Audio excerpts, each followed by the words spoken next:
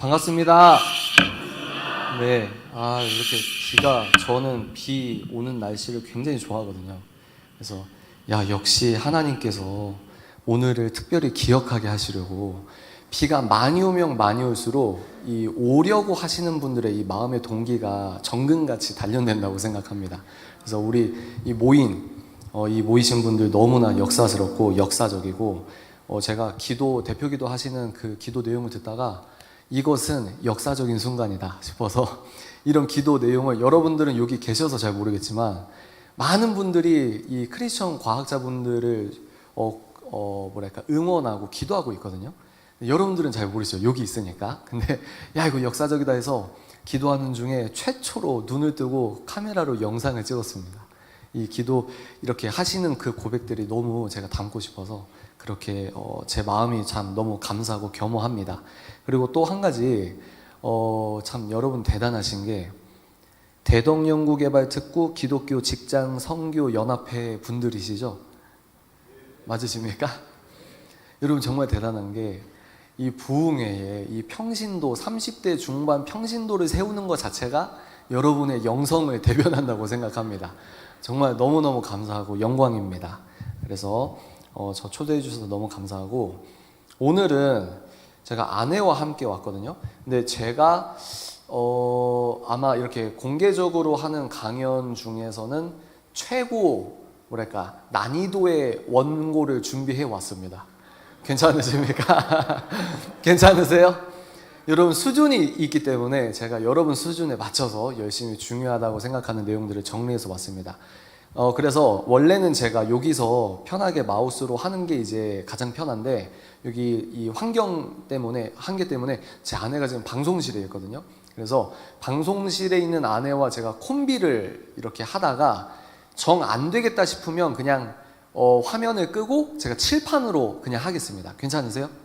네, 좋습니다. 그래서 만나 뵙게 되어서 정말 반갑고 영광이고 겸허한 마음으로 제가 준비한 내용들을 여러분께 말씀을 드리도록 하겠습니다. 짧게 기도하고 시작하겠습니다. 아버지 하나님 감사합니다. 우리 이 자리에 모였습니다. 주여, 은혜의 단비가 쏟아지는 저녁 우리를 불러 모아주셔서 감사합니다. 주님, 이 시대에 사단의 가장 강력한 미혹의 도구가 과학주의입니다. 주여, 우리가 하나님 성경 안에서의 과학과 그리고 철학적 주장인 과학주의를 잘 분별하여 이 다음 세대를 잘 세우게 하시고, 그리고 과학자분이 예수께 사로잡혔을 때 어떤 영향력을 끼칠 수 있는지 우리 여기 계신 분들, 그리고 여기 앞으로 오실 다음 세대 과학자분들을 통하여 입증하여 보여주시옵소서. 이 시간 오직 우리들이 올려드리는 영광을 오직 예수 그리스도 한 분께서 독차지하시며 이 모든 말씀 나사렛 예수 그리스도 이름으로 기도합니다. 아멘. 자, 좋습니다. 오늘 제가 여러분들께 해드리려고 했던 말씀은 뭐였냐면, 제가 이렇게 우리 장로님을 통해서 듣게 되었습니다. 이 다음 세대 과학자분들이 예전처럼 함께 하는 어떤 그런 사회 분위기가 아니죠. 근데 이게 대덕 연구단지의 문제뿐만 아니라 제가 저번 주에는 또 어떤 교회 교사 세미나에서 제가 그 다음 세대 부흥에 대해서 제 부족하지만 제 소견을 이야기하는 시간을 가졌습니다. 문제의 본질이 뭐냐면, 우리 부모님 세대가 생각을 하는 그 생각적 프로세스와 그리고 우리 다음 세대가 이 세상과 인간과 하나님, 그러니까 하나님, 세상, 인간 이렇게 있는데 하나님을 잘라버리죠. 우리 다음 세대가 생각하는 그 세계관이 불완전하다, 결함이 있다. 그렇기에 이 친구들이 사실과 가치가 뜯어졌다. 오늘 제가 계속 그 얘기를 해드릴 텐데, 사실과 가치가 뜯어진 사회에 살고 있고 자기가 신앙생활을 한다고 하는 걸 상층부, 가치 영역에만 나의 종교 생활을 올려두고 있는 것은 아닌가. 이것의 모든 어떤 문제의 시작이 아닌가 싶습니다. 그래서 제가 최근에 팬데믹 이후에 아마 가장 큰 규모일 겁니다. 가장 큰 규모의 청소년 집회를 이렇게 참관을 한 적이 있었는데요. 제가 거기에서 정립된 게 있었습니다. 제가 타이머를 맞춰야 돼요. 저에게 주어진 시간이 1시간 반이거든요. 제가 이걸 안 누르면 오늘 새벽 5시까지 합니다. 그래서 이거 누르고, 제가 그 청소년 집회 때 깨달은 게 뭐였냐면,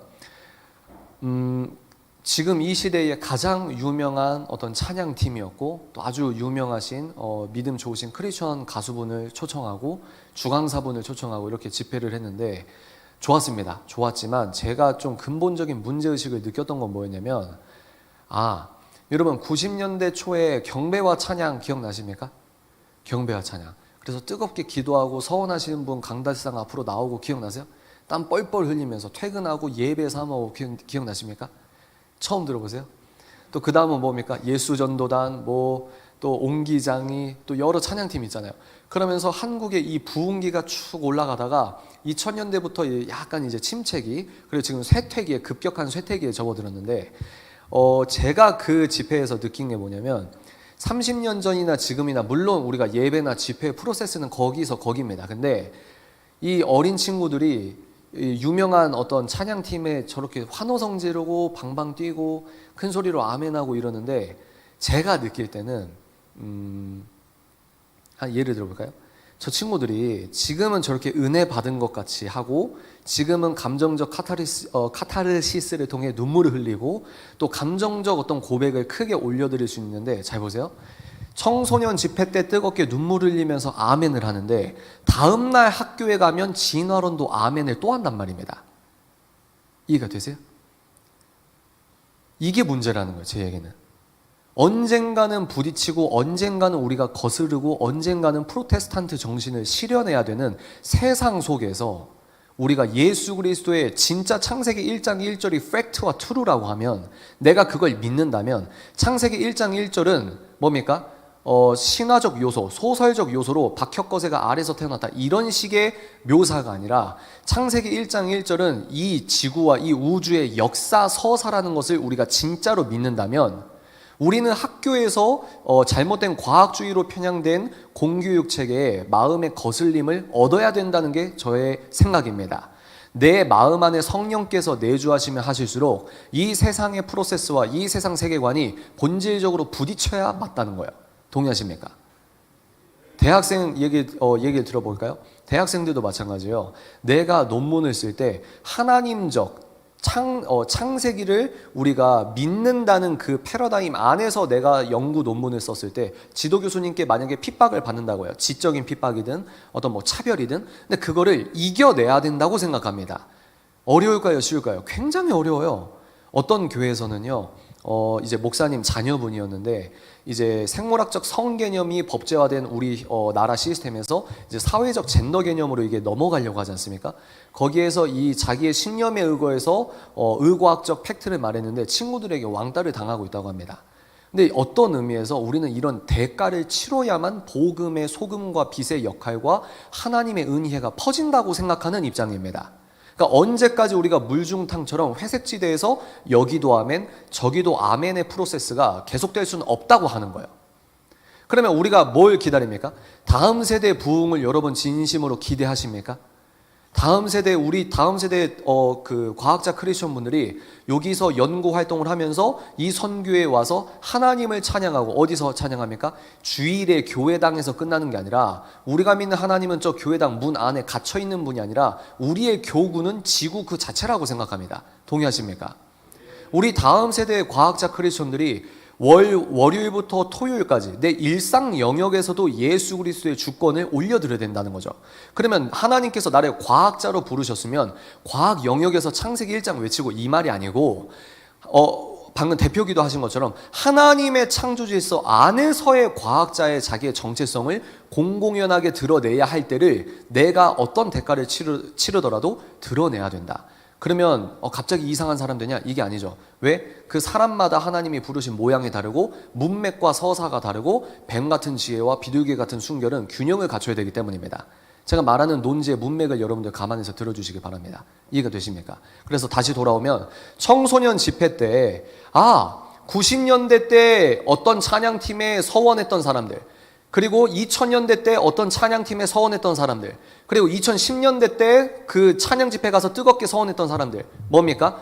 다 자기의 감정적 아멘이 틀렸다고 제가 어떻게 재단할 수 있겠습니까? 문제는 뭐냐면 예수님을 믿고 있는데 덜 믿고 있다 또는 잘못 믿고 있다. 저는 여기에서 문제의식을 갖고 있는 사람입니다. 그러니까 우리가 예수님을 믿는 이 프로세스가 뭔가 근본적으로 전복돼야 한다, 이런 마음을 갖고 있어요. 왜? 청소년 집회 때 아무리 저렇게 아멘해도 뭐합니까? 다음날 학교에서 평일 사회에서 과학주의적인 진화론 프레임의 공부를 하는데 하나님의 채점표는 생각하지 않고 눈에 보이는 나의 채점표, 눈에 보이는 나의 인생의 미래, 눈에 보이는 어떤 하나님께서 나에게 분바하신 목적을 따라가는 순종이 아니라 내가 자의적으로 선택한 그 목적의 길을 따라서 하나님께 100점 맞는 게 아니라 사람에게 100점 맞고 사람 프로세스에 100점 맞으려고 하는 그 세상 사람들의 길을 똑같이 걸어가고 있다는 거예요. 그래서 제가 내는 목소리가 좁고 선명하기 때문에 저를 좋아하시는 분은 굉장히 좋아합니다. 근데 저를 싫어하는 분은 굉장히 싫어합니다, 여러분. 그래서 여러분 감안하시고 들어주시라는 거예요. 오늘 골로새서 1장 15절부터 17절 현대인의 성경을 제가 말씀을 읽어드리도록 하겠습니다.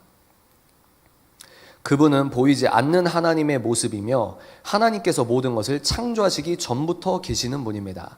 그분에 의해서 모든 것이 창조되었습니다. 하늘과 땅에 있는 것들과 보이는 것과 보이지 않는 것들과 천사들과 영적 존재들과 만물이 다 그분에 의해서 창조되었고 그분을 위해 창조되었습니다. 그리고 그분은 모든 것이 있기 전에 계시고 모든 것은 그분에 의해서 유지되고 있습니다. 아멘이십니까? 현대인의 성경에선 창세기 1장 1절을 어떻게 번역하고 있냐면 창세기 1장 1절을 태초에 하나님께서 뭘 창조했다고 합니까? 천지. 그런데 여러분들 실생활에서 천지라는 단어를 씁니까? 안 씁니까? 이단이 아닌 이상 천지라는 말을 잘 안 써요. 그러면 현대인에서 어떻게 번역되냐? 한번 따라해 보실까요? 우주. 우리가 지금 있는 이 현실 세계는 우주입니다. 우주 맞죠? 하나님께서 우주를 창조하셨다는 거예요. 그럼 여기에서 예수님께서 우주를 창조하시기 전부터 계셨고 뭡니까? 그분은 모든 것이 있기 전에 계셨고 시공간이죠. 시공간이 있기 전에 예수님이 계셨고 모든 것은 지금 우주 만물의 모든 것은 예수 그리스도 지금 하나님 우편에 하나님 우편에 앉아 계신 역사적 예수 그리스도 그 한 분으로 인해서 이 모든 만물이 오늘도 유지되고 있다는 걸 평일 사회의 내 공공 영역에서도 아멘을 해야 된다는 말입니다. 동의하십니까? 단 전제가 있어요. 만약 창세기 1장 1절이 진짜 역사적 사실이라면 창세기 1장 1절이 진짜라면 우리들의 세계관과 생활은 완전히 뒤집어져야 된다는 겁니다. 그러니까 제가 강조한 거 뭐냐면 창세기 1장 1절을 진짜 믿으십니까? 제가 그걸 자주 여쭤보거든요. 진짜 믿으세요? 진짜 믿으십니까? 이렇게 계속 물어봐요. 자기소개는 넘어가도 될까요? 지금 이제 이게 서론인데 자기소개 안 해도 돼요? 그래 할까요? 네, 그 화면 보여주시겠어요? 자기소개. 지금 이게 약간 좀 버벅거릴 수 있는데 여러분들 양해를 부탁드립니다. 네, 천천히 내려보겠습니다. 네, 제가 어떤 사람인지 보셔야겠죠? 저는 예술학 석사까지 졸업을 했습니다. 그리고 개혁주의 신대원에서 목회학을 한 학기 하다가 이거 목회학보다 신학보다 내가 법을 좀 먼저 공부해야겠다 싶어서 지금 인터넷으로 지금 법을 공부하고 있는 중이에요. 학부입니다. 그러면 무슨 변호사 되려고 하냐? 그게 아니고 공부를 위한 공부로 법을 공부하고 있어요. 그리고 직업은 저는 예술가, 독서가, 작가라는 정체성을 갖고 있습니다. 그래서 책을 읽고 쓰고 그리고 이제 저희가 이제 출판업을 또 이제 하반기에 시작을 할 겁니다. 그래서 그런 활동을 하고 있고 그리고 사자그라운드라고 하는 회사를 만들어서 독서 멘토링, 연예그룹 멘토링, 예술가 멘토링, 미디어 멘토링 이렇게 각 주제를 잡아서 2030에게 이 뭐랄까 멘토링 프로그램을 만들어서 온라인과 오프라인에서 활동을 하고 있습니다. 그리고 뭐 유튜버다 이게 가장 직관적이겠죠. 유튜버, 뭐 네이버 포스트 에디터 뭐 이런 것들도 있습니다. 또 외부 강연도 다니고 있고요. 사진은 이제 제가 쓴 책이 2권입니다. 근데 이제 첫 번째 거나 두 번째 거가 옆에 화면을 좀 보시면은 교보문고에 1위를 잠깐 할 때가 있었어요. 그때 얼른 캡처를 한 거예요. 그래서 제가 쓴 게 이제 감사하게도 저렇게 이러저러한 청년분들이 읽어주셨다. 또 내려볼까요? 온라인 콘텐츠 창작가입니다. 그래서 왼쪽에 보시는 건 이제 사자그라운드 홈페이지가 있고 그래서 저희가 지금까지 했던 멘토링 프로그램이 다 온라인 프로그램으로 올려져 있습니다. 그리고 이제 핸드폰 모양에 있는 화면은 하나는 유튜브 저희 화면을 캡처한 거고 다른 하나는 네이버를 캡처한 겁니다. 네, 좋아요 내려주시겠어요? 네, 저거는 이제 저희가 온라인 그 프로그램이나 오프라인 프로그램을 이제 저렇게 주제를 잡아서 컨텐츠를 만들어서 교육 프로그램을 진행하고 있는 겁니다. 그래서 최근에 했던 거는 셰퍼 목사님 책 4주 코스로 했고, 연예교로는 저희가 오프라인에서 여러분 젊은 분과 만나고 있고, 예술과 미디어 멘토링도 한 적이 있고, 지금은 이제 소규모로 토요일 오전마다 북클럽을 하고 있습니다. 내려볼까요? 네, 그래서 저런 컨텐츠, 그동안 저희가 했던 컨텐츠입니다. 그래서 일반 서적, 기독교 서적 가리지 않습니다. 일반 서적 같은 경우는 전지적 기독교인 관점에서 이제 취할 건 취하고 논박할 건 논박하고 이렇게 진행을 했다는 거예요. 내려주실까요? 사진을 보시면 저렇게 지금 좀 작은데 잘 보이세요, 여러분? 네, 잘 보이시는 걸로 알고 진행하겠습니다. 네, 좋아요. 네, 저렇게 많이 활동했다. 그리고 외부 강연 저렇게 교회에서 불러주시면 했다. 또 천천히 내리셔도 됩니다. 네. 저거는 또 교회 사진인 것 같죠? 뭐 포럼이든 뭐 교회 강연이든. 네, 내려주세요. 그리고 저것은 저희들이 팬데믹 전에 자체적인 포럼이나 이런 행사를 기획했던 포스터입니다. 네, 내려볼까요? 그래서 저거 보시면 뭐 호텔을 대관해서 기도회를 연 적도 있고, 또 900석짜리 그 과학기술원 홀을 빌려서 저희가 청년들 저때 한 750명 모였습니다. 저게 다 유료 관객입니다, 여러분. 저는 공짜로 안 해요. 여기 농담이 안 통하네, 이분들. 하여튼 그래서 뭐 극장을 대관하거나 뭐 여러 포럼을 이렇게 진행을 했습니다. 네, 내려볼까요? 네, 좋습니다. 이런 사람입니다. 도움이 되십니까? 네, 빨리빨리. 아이고, 굉장히 특별한 시간이네요. 네. 이제 제가 계속 하다가 자연주의부터는 화면으로 같이 보도록 하겠습니다. 왜냐하면 화면을 계속 보시면 졸릴 수가 있고 집중도가 흐려질 수 있기 때문에 제가 말로 빨리 하도록 하겠습니다. 여기 계신 모든 분들이 크리에이션 과학자라고 상정하고 제가 얘기를 하겠습니다. 이해가 되시죠? 전제입니다. 그리고 복음주의 크리에이션 과학자라는 전제로 이야기를 진행할 겁니다. 그리고 저는 여러분 과학자가 아닙니다. 문송합니다라는 말 아세요? 문송합니다.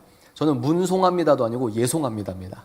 예술학과에 나왔으니까 과학자가 아닌 비과학자고, 저는 과학적 사고방식이 훈련이 전혀 안 됐거나 거의 안 된 사람입니다. 일반인인데 주제넘게 여러분 앞에서 과학과 과학주의에 대한 이야기를 한다는 거예요. 여러분께 깊은 양해를 말씀을 드립니다. 그래서 여러분들은 물질계에 대한 객관적 법칙을 발견하고 그 원리를 밝히는 사람이라고 생각합니다.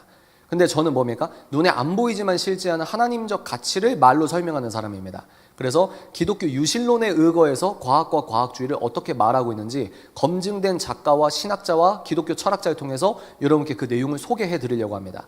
그리고 제가 판단할 때는 요즘 다음 세대 과학자 크리스천들이 소위 말해서 이런 모임에 잘 안 오는 이유, 교회를 안 다니는 이유, 껍질만 아멘하고 무신론자처럼 살아가는 이유는 오늘 제가 분석해서 말씀드리는 내용이 아마 저는 합리적인 어떤 추론 방법이 아닐까라고 생각을 하고 여러분께 준비를 했습니다. 그래서 오늘 이제 중점적으로는 셰퍼, 제임스 사이어, 그리고 JP 모어랜드 등의 각 분야의 검증된 권위자들의 책 내용을 스토리텔링 해드리면서 여러분께 말씀을 드릴 거예요. 문제 제기는 아까 제가 말씀드렸듯이 지금 과학자뿐만 아니라 많은 크리스천들이 지금 제가 첫 번째 시작 기도할 때 뭐라고 했죠? 사단의 강력한 무기가 지금은 이제 젠더 이데올로기다 이런 식으로 진행이 되고 있지만, 젠더 이데올로기 같은 경우는 지금 우리를 공격하는 무기라고 생각합니다. 근데 이미 사단의 공격이 끝나서 우리 마음 안에 또아리를 틀고 있는 사단의 이 핵폭탄이 뭐냐면, 한번 따라해 보실까요? 과학주의. 과학과 과학주의의 차이점을 알고 계십니까? 과학주의가 이미 우리 안에 잠식해서, 우리 세계관에 잠식해서 나도 모르는 사이에 하나님을 온전한 모습으로 경배 드린다고 나는 생각하는데, 이미 내 세계관이 세상의 불순물이 혼합된 채 예수를 믿고 있다는 거예요. 나도 모르게 불의의 영역에서 예수를 믿고 있다고 우리가 추론할 수도 있겠습니다. 그래서 크리스천이라는 정체성과 과학자라는 정체성 사이의 불편한 간극에 대해서 왜 성경적으로 치열하게 공부하고 고민하고 지적으로 싸우고 내가 알게 된 진리를 선포하고 설명하려고 하는 그 무브먼트가 없냐는 거예요. 왜 진실을 안 알려주냐는 겁니다. 왜 이원론적으로 신앙과 생활이 별개가 되어서 주일 버전 아멘 따로, 과학실에서 아멘 따로가 이 불편한 동거를 왜 우리가 지속적으로 하고 있냐는 겁니다. 다음 세대의 부흥이 어떻게 발현되느냐, 저는 이 이분법적인 신앙생활을 하나로 합치면 부흥이 될 수 있는 확률이 높아진다고 생각합니다. 인구 통계학적으로 생각해 보십시오. 이미 우리나라는 역피라미드고 전 세계에서 가장 출산율이 낮은 국가이기 때문에 하나님께서 수평이동으로 들어오게 하시고 가나안 크리스천들 회개해서 들어오게 하시는 교회당의 유입이 아니고서는 우리나라에서 이제 양적인 부흥은 힘들다고 봅니다. 이해가 되십니까? 그러면 양적인 부흥이 있기 전에 저는 질적인 부흥부터 시작이라고 합니다. 생각합니다. 평양 대부흥을 생각해 보십시오. 어떻게 부흥이 시작됐죠? 내가 죄인지 몰랐다가 선교사님, 외국인 선교사님이 성경의 진리를 얘기하는데 선비였던 어떤 사람이 찔리는 겁니다.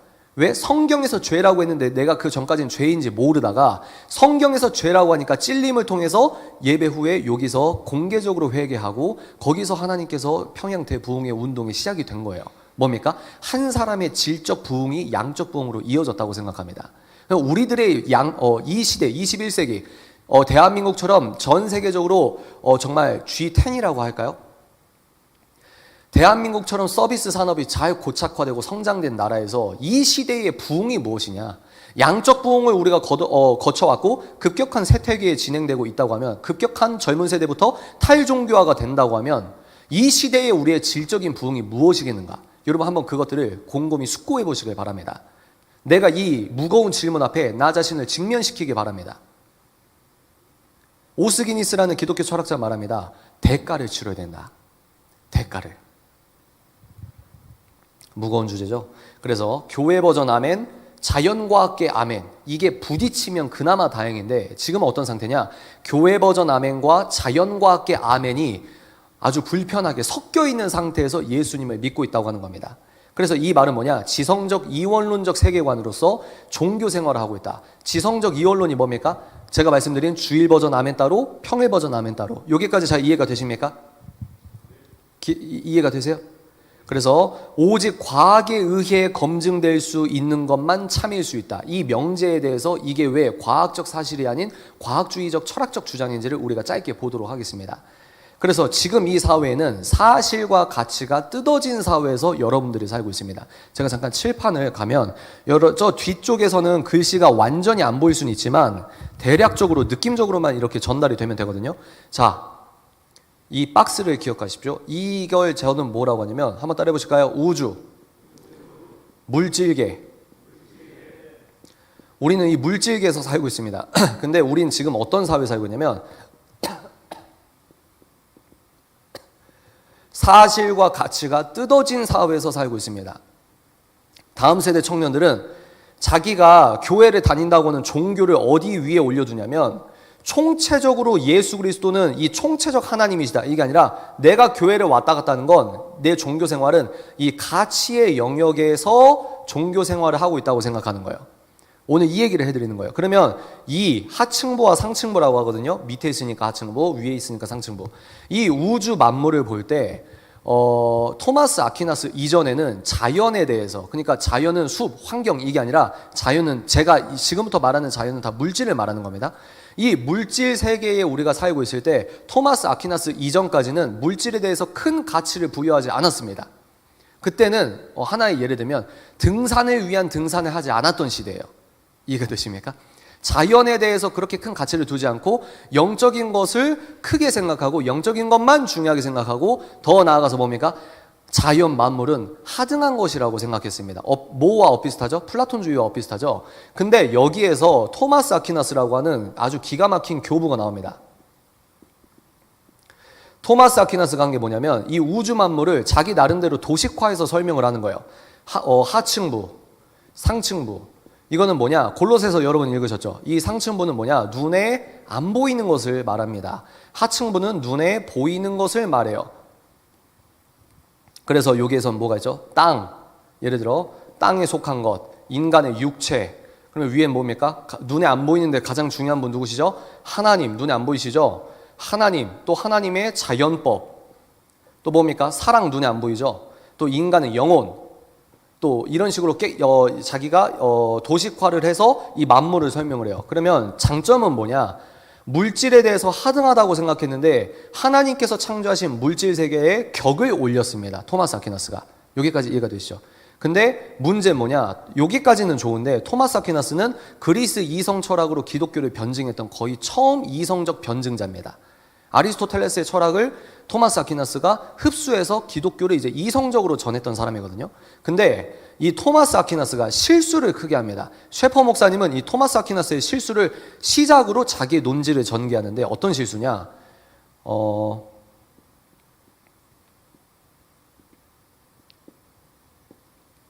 한번 따라해 보실까요? 불완전한 타락관. 이게 무슨 말이냐? 토마스 아퀴나스는 인간의 의지가 있습니다. 인간의 지성이 있습니다. 인간의 의지, 인간의 지성.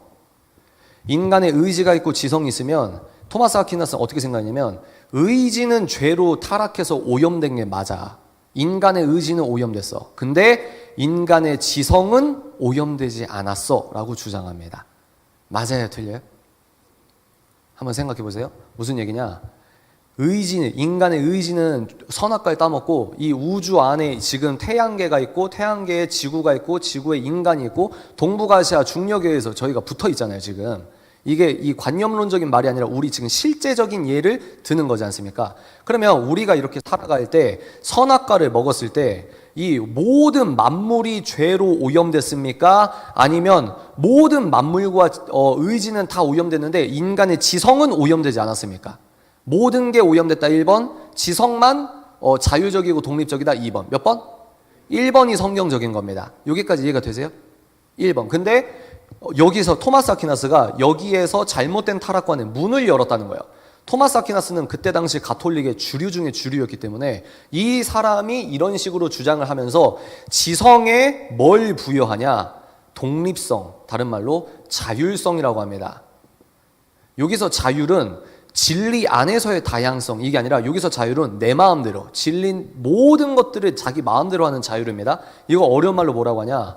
땅에 있고 땅에 속한 것들, 인간의 지성적 활동이 이 땅에서 있는 거잖아요. 그러면 지성이 타락하지 않았다는 말은 뭐냐? 토마스 아퀴나스는 이 하층부의 자율성을 잠식하게 된 겁니다. 자율성이 들어온 거예요. 하층부에 자율성이 들어왔다. 그러면 여기에서 문제가 되는 게 뭐냐면, 여러분 한번 생각해 보십시오. 의지는 타락했는데 지성은 타락하지 않았어? 그러면 인간의 지성적 활동도 독립적이네? 이렇게 논리가 전개되는 거예요. 여기까지 이해가 되십니까? 지금 이해가 되세요? 이렇게 해주세요. 해야 돼요. 네, 오케이. 잘 듣고 계시니까. 그래서, 잘 보십시오. 지성은 타락하지 않았어? 지성은 객관적인 말은 취소. 자율적이고 독립적이야? 이건 죄와 상관없어? 이건 죄의 오염, 원죄성과 상관이 없어? 그러면 지성적 활동도 자율적이네? 지성적 활동도 독립적이네? 이러면서 어떤 게 시작이 되냐면 그 전까지는 모든 학문이 성경이라는 테두리 안에서 발현됐습니다. 그런데 뭡니까? 인간의 지성은 독립적이야 라고 하는 하층부의 독립성이 딱 들어온, 자율성이 들어오는 순간 어려운 말로 상층부를 잠식한다 이렇게 얘기를 하는데, 그러면 이제 성경 안에서의 학문이 아니라 성경과 신학 따로, 이게 중요해요. 다시, 성경 안에서의 학문, 성경 안에서 과학이 아니라 성경과 신학이라는 카테고리 따로, 철학 따로, 예술 따로, 오늘날로 말하면 과학도 따로, 이렇게 칸막이와 경기의 생각의 룰을 바꾸게 된 거예요. 이해가 되십니까? 이해가 되세요? 이게 되게 중요한 포인트거든요. 그러면 종교개혁은 뭐냐? 아니야, 토마스 아퀴나스 불완전한 타락관과 지성은 타락하지 않았다는 게 아니라 오직 이 상층부 하층부를 통합해서 이 우주 만물에서는 오직 하나님만 완전히 자율적이신 분이고 인간은 지성과 의지가 함께 전적으로 타락한 존재야. 그래서 성경은 성경과 상관없는 세상 철학이 카테고리화돼서 우리 지성은 독립적이니까 괜찮아, 이게 아니라 하층부에 대한 지식과 상층부에 대한 지식의 모든 열쇠를 성경이 갖고 있다고 하는 게 종교개혁입니다. 그런데 여기에서 다시 또 뜯어져 나가는 거예요. 왜? 어려운 말로 하층부에 들어온 자율성은 반드시 상층부를 잠식한다, 파괴한다, 이런 논리가 있거든요. 쉽게 말해서 맥주 한 캔을 예를 들어볼까요? 여기서 맥주 이렇게 드시는 분 너무 양심에 찔리면 뭐 알아서 회개하십시오. 예를 들게요. 맥주 한 캔은 죄입니까 아닙니까? 독립적이라고 생각을 해보십시오. 맥주 한 캔. 그러면 내가 이 하층부는 눈에 보이는 세계, 물질 세계, 현실, 역사 뭐 이런 거예요. 그러면 하층부, 내가 땅에서 사는 사람도 하층부에 속합니다. 도식화를 한다는 거예요. 내가 맥주 한 캔이 여기 하층부에 들어와요. 그러면 아니 사도 바울이 주위 사람들이 시험 들지 않으려면 뭐 이렇게 마셔도 된다고 하던데 나는 내 믿음은 케어할 수 있으니까 맥주 한 캔 정도 괜찮잖아 하면서 아무도 없을 때 내가 맥주 마시는 모습을 보고 시험 들지 않는 사람, 시험 들지 않을 환경에서 시원하게 금요일에 퇴근하고 나서 냉장고에서 이 살얼음이 있는 시원한 캔 맥주와 이제 넷플릭스를 키는 겁니다. 그럼 뭐죠? 내 신앙생활에 맥주 한 캔이 자율적으로 들어온 거예요. 여기까지 이해되십니까?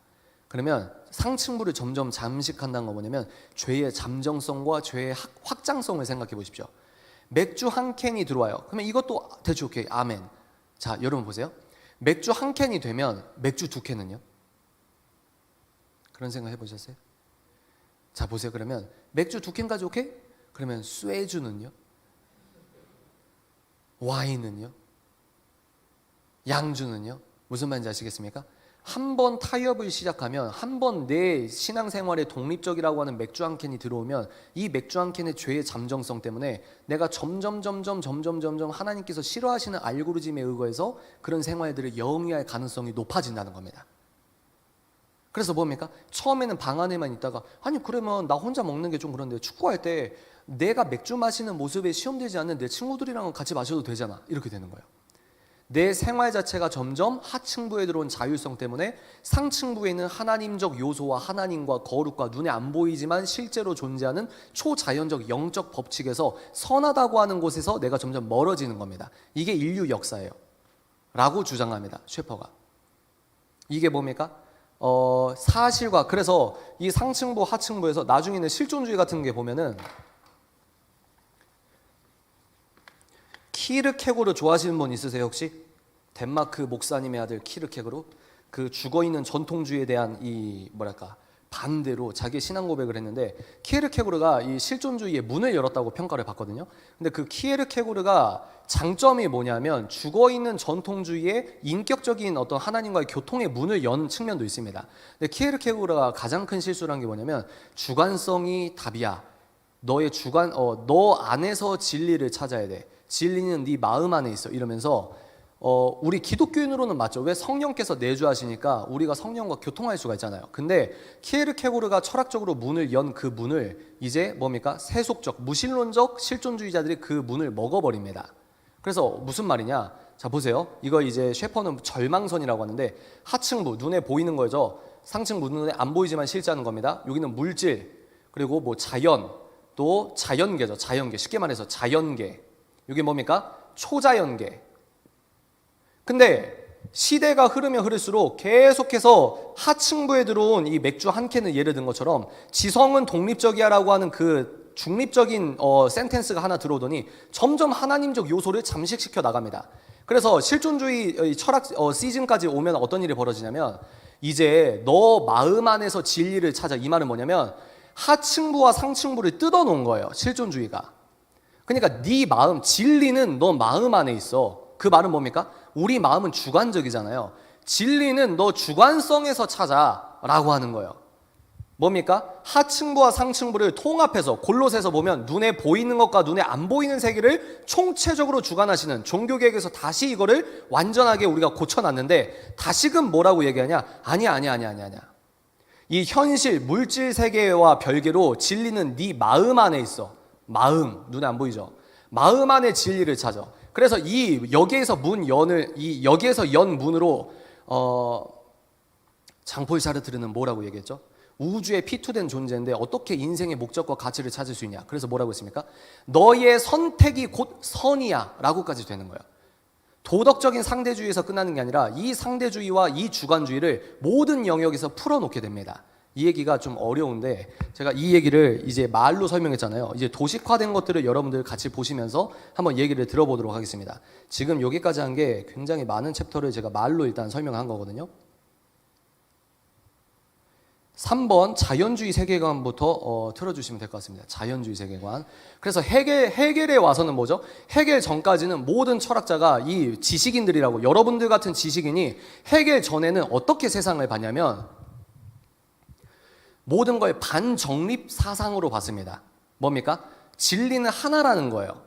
그 전까지는 뭡니까? 어떤 철학자가 나와서 야, 하층부와 상층부를 통합하는 절대 설득력 있는 진리적 설명을 내가 개발했어. 아니야. 넌 정답이 틀렸고 내가 개발한 철학을 봐봐. 하층부와 상층부를 나름대로 통합하려고 하는 노력이 지식인들 사이에 몇 천 년 동안 있어 왔는데 실존주의부터 이제 그 통합된 설명을 하려고 하는 지식인들의 희망이 포기가 됩니다. 그 다음에 해겔에서 와서 룰이 바뀌는 거예요. 이제 반정립으로 생각하는 게 아니라 정립 반정립으로 생각하자. 여기에서 상대주의의 문이 열리는 겁니다. 이해가 되세요? 지금 이거를 처음 들으신 분들은 이게 무슨 말인지 모를 텐데 제가 쭉 오늘 보여드리는 건 나름대로 여러분께 윤곽만 잡히면 되는 겁니다. 그래서 뭡니까? 이제 A냐 아니 B가 정답이야, 아니야 C가 정답이야 라고 했던 시대가 칸트까지라고 했으면, 칸트는 뭐죠? 인간의 이성으로 하층부와 상층부를 통일되게 설명하려고 했는데 상층부의 하나님과 하나님적 법칙을 빼고, 소위 말해서 성경을 믿지 않는 사람이 인간의 이성으로만 상층부와 하층부를 잘 설명할 수 있습니까? 없습니까? 불가능해요. 그러니까 칸트의 시도는 오히려 하층부와 상층부를 더 굳건하게 나누은 꼴이 되어버렸습니다. 해겔은 뭐냐? 야, 룰을 바꾸자. 이제 우리가 진리를 탐구하는 룰을 바꿔서 너도 야 이게 진리야 라고 갖고 오면 넌 틀렸어가 아니라 괜찮아 갖고 와. 시간과 역사가 흐르면 정이 나오면 반이 나올 거야. 정과 반이 합이 될 거야. 이 합은 또 정이 될 거야. 그러면 또 반이 나올 거야. 그리고 역사가 또 시간이 흐르면 이 정과 반이 합해서 합이 될 거야. 이 합은 또 정이 될 거야. 이게 인류의 진보야 라고 하는 거예요. 이런 사회에서 데이비드 휴먼은 기적을 부인합니다. 데이비드 휴먼의 대표되는 게 뭐죠? 경험주의예요. 뭡니까? 예전에는 우리가 전염병 돌 때 하나님께 내가 믿음이 안 좋아서 우리가 더 열심히 교회에 모여야 된다고 생각했는데 현미경이 개발되니까 손에 있는 세균이 바이러스가 보이는 거예요. 그래서 우리가 안 모여서 전염병을 벌로 내리신 게 아니라 너무 많이 모여서 전염될 확률이 크게 되었던 거구나 라고 하는 과학적 사실이 들어오면서 하나님적 어떤 신적 권위를 떨어뜨려 버리는 겁니다. 그래서 어떤 사조가 나왔습니까? 이제 우리가 오감을 통해 경험한 것만 사실이라고 하자. 다시, 우리가 현미경으로 보고 직접 과학실에서 실험을 하고 우리가 직접적으로 관찰할 수 있는 것만 지식이야. 우리가 직접적으로 관찰할 수 있는 것만 진리야 라고 주장을 하기 시작하죠. 이게 과학주의입니다. 자연주의 한번 볼까요? 지금 우리 세계는 올려보실까요? 제가 얼굴이 안 나와도 될 것 같아요. 네, 자꾸 옮기시면 네, 좋습니다. 자, 보세요. 지금 저게 하층부, 상층부입니다. 아래 부분에서 우리 자연세계예요. 근데 우리 자연세계는, 이 물질계는, 우주라는 물질계는 여러분 눈에 안 보이는 하나님의 법칙이 있습니까? 없습니까? 있어요? 없어요? 우리 성경적 관점은 자연계가 있고 초자연계가 있고 물질계가 있고 영계가 있다는 걸 우리는 알고 있습니다. 이해가 되십니까? 밑으로 내려볼까요? 근데 지금 우리 사회는 어떻게 됐냐면, 경험주의 이후로 어떻게 됐냐면, 보세요. 자연계와 물질계만 있다는 거예요. 초자연계와 영계는 존재하지 않는다고 하는 겁니다. 이게 자연주의입니다. 이해가 되십니까? 내려볼까요? 그래서 저게 어떻게 발전되냐? 지금은 사실과 가치가 뜯어진 사회라고 하는 겁니다.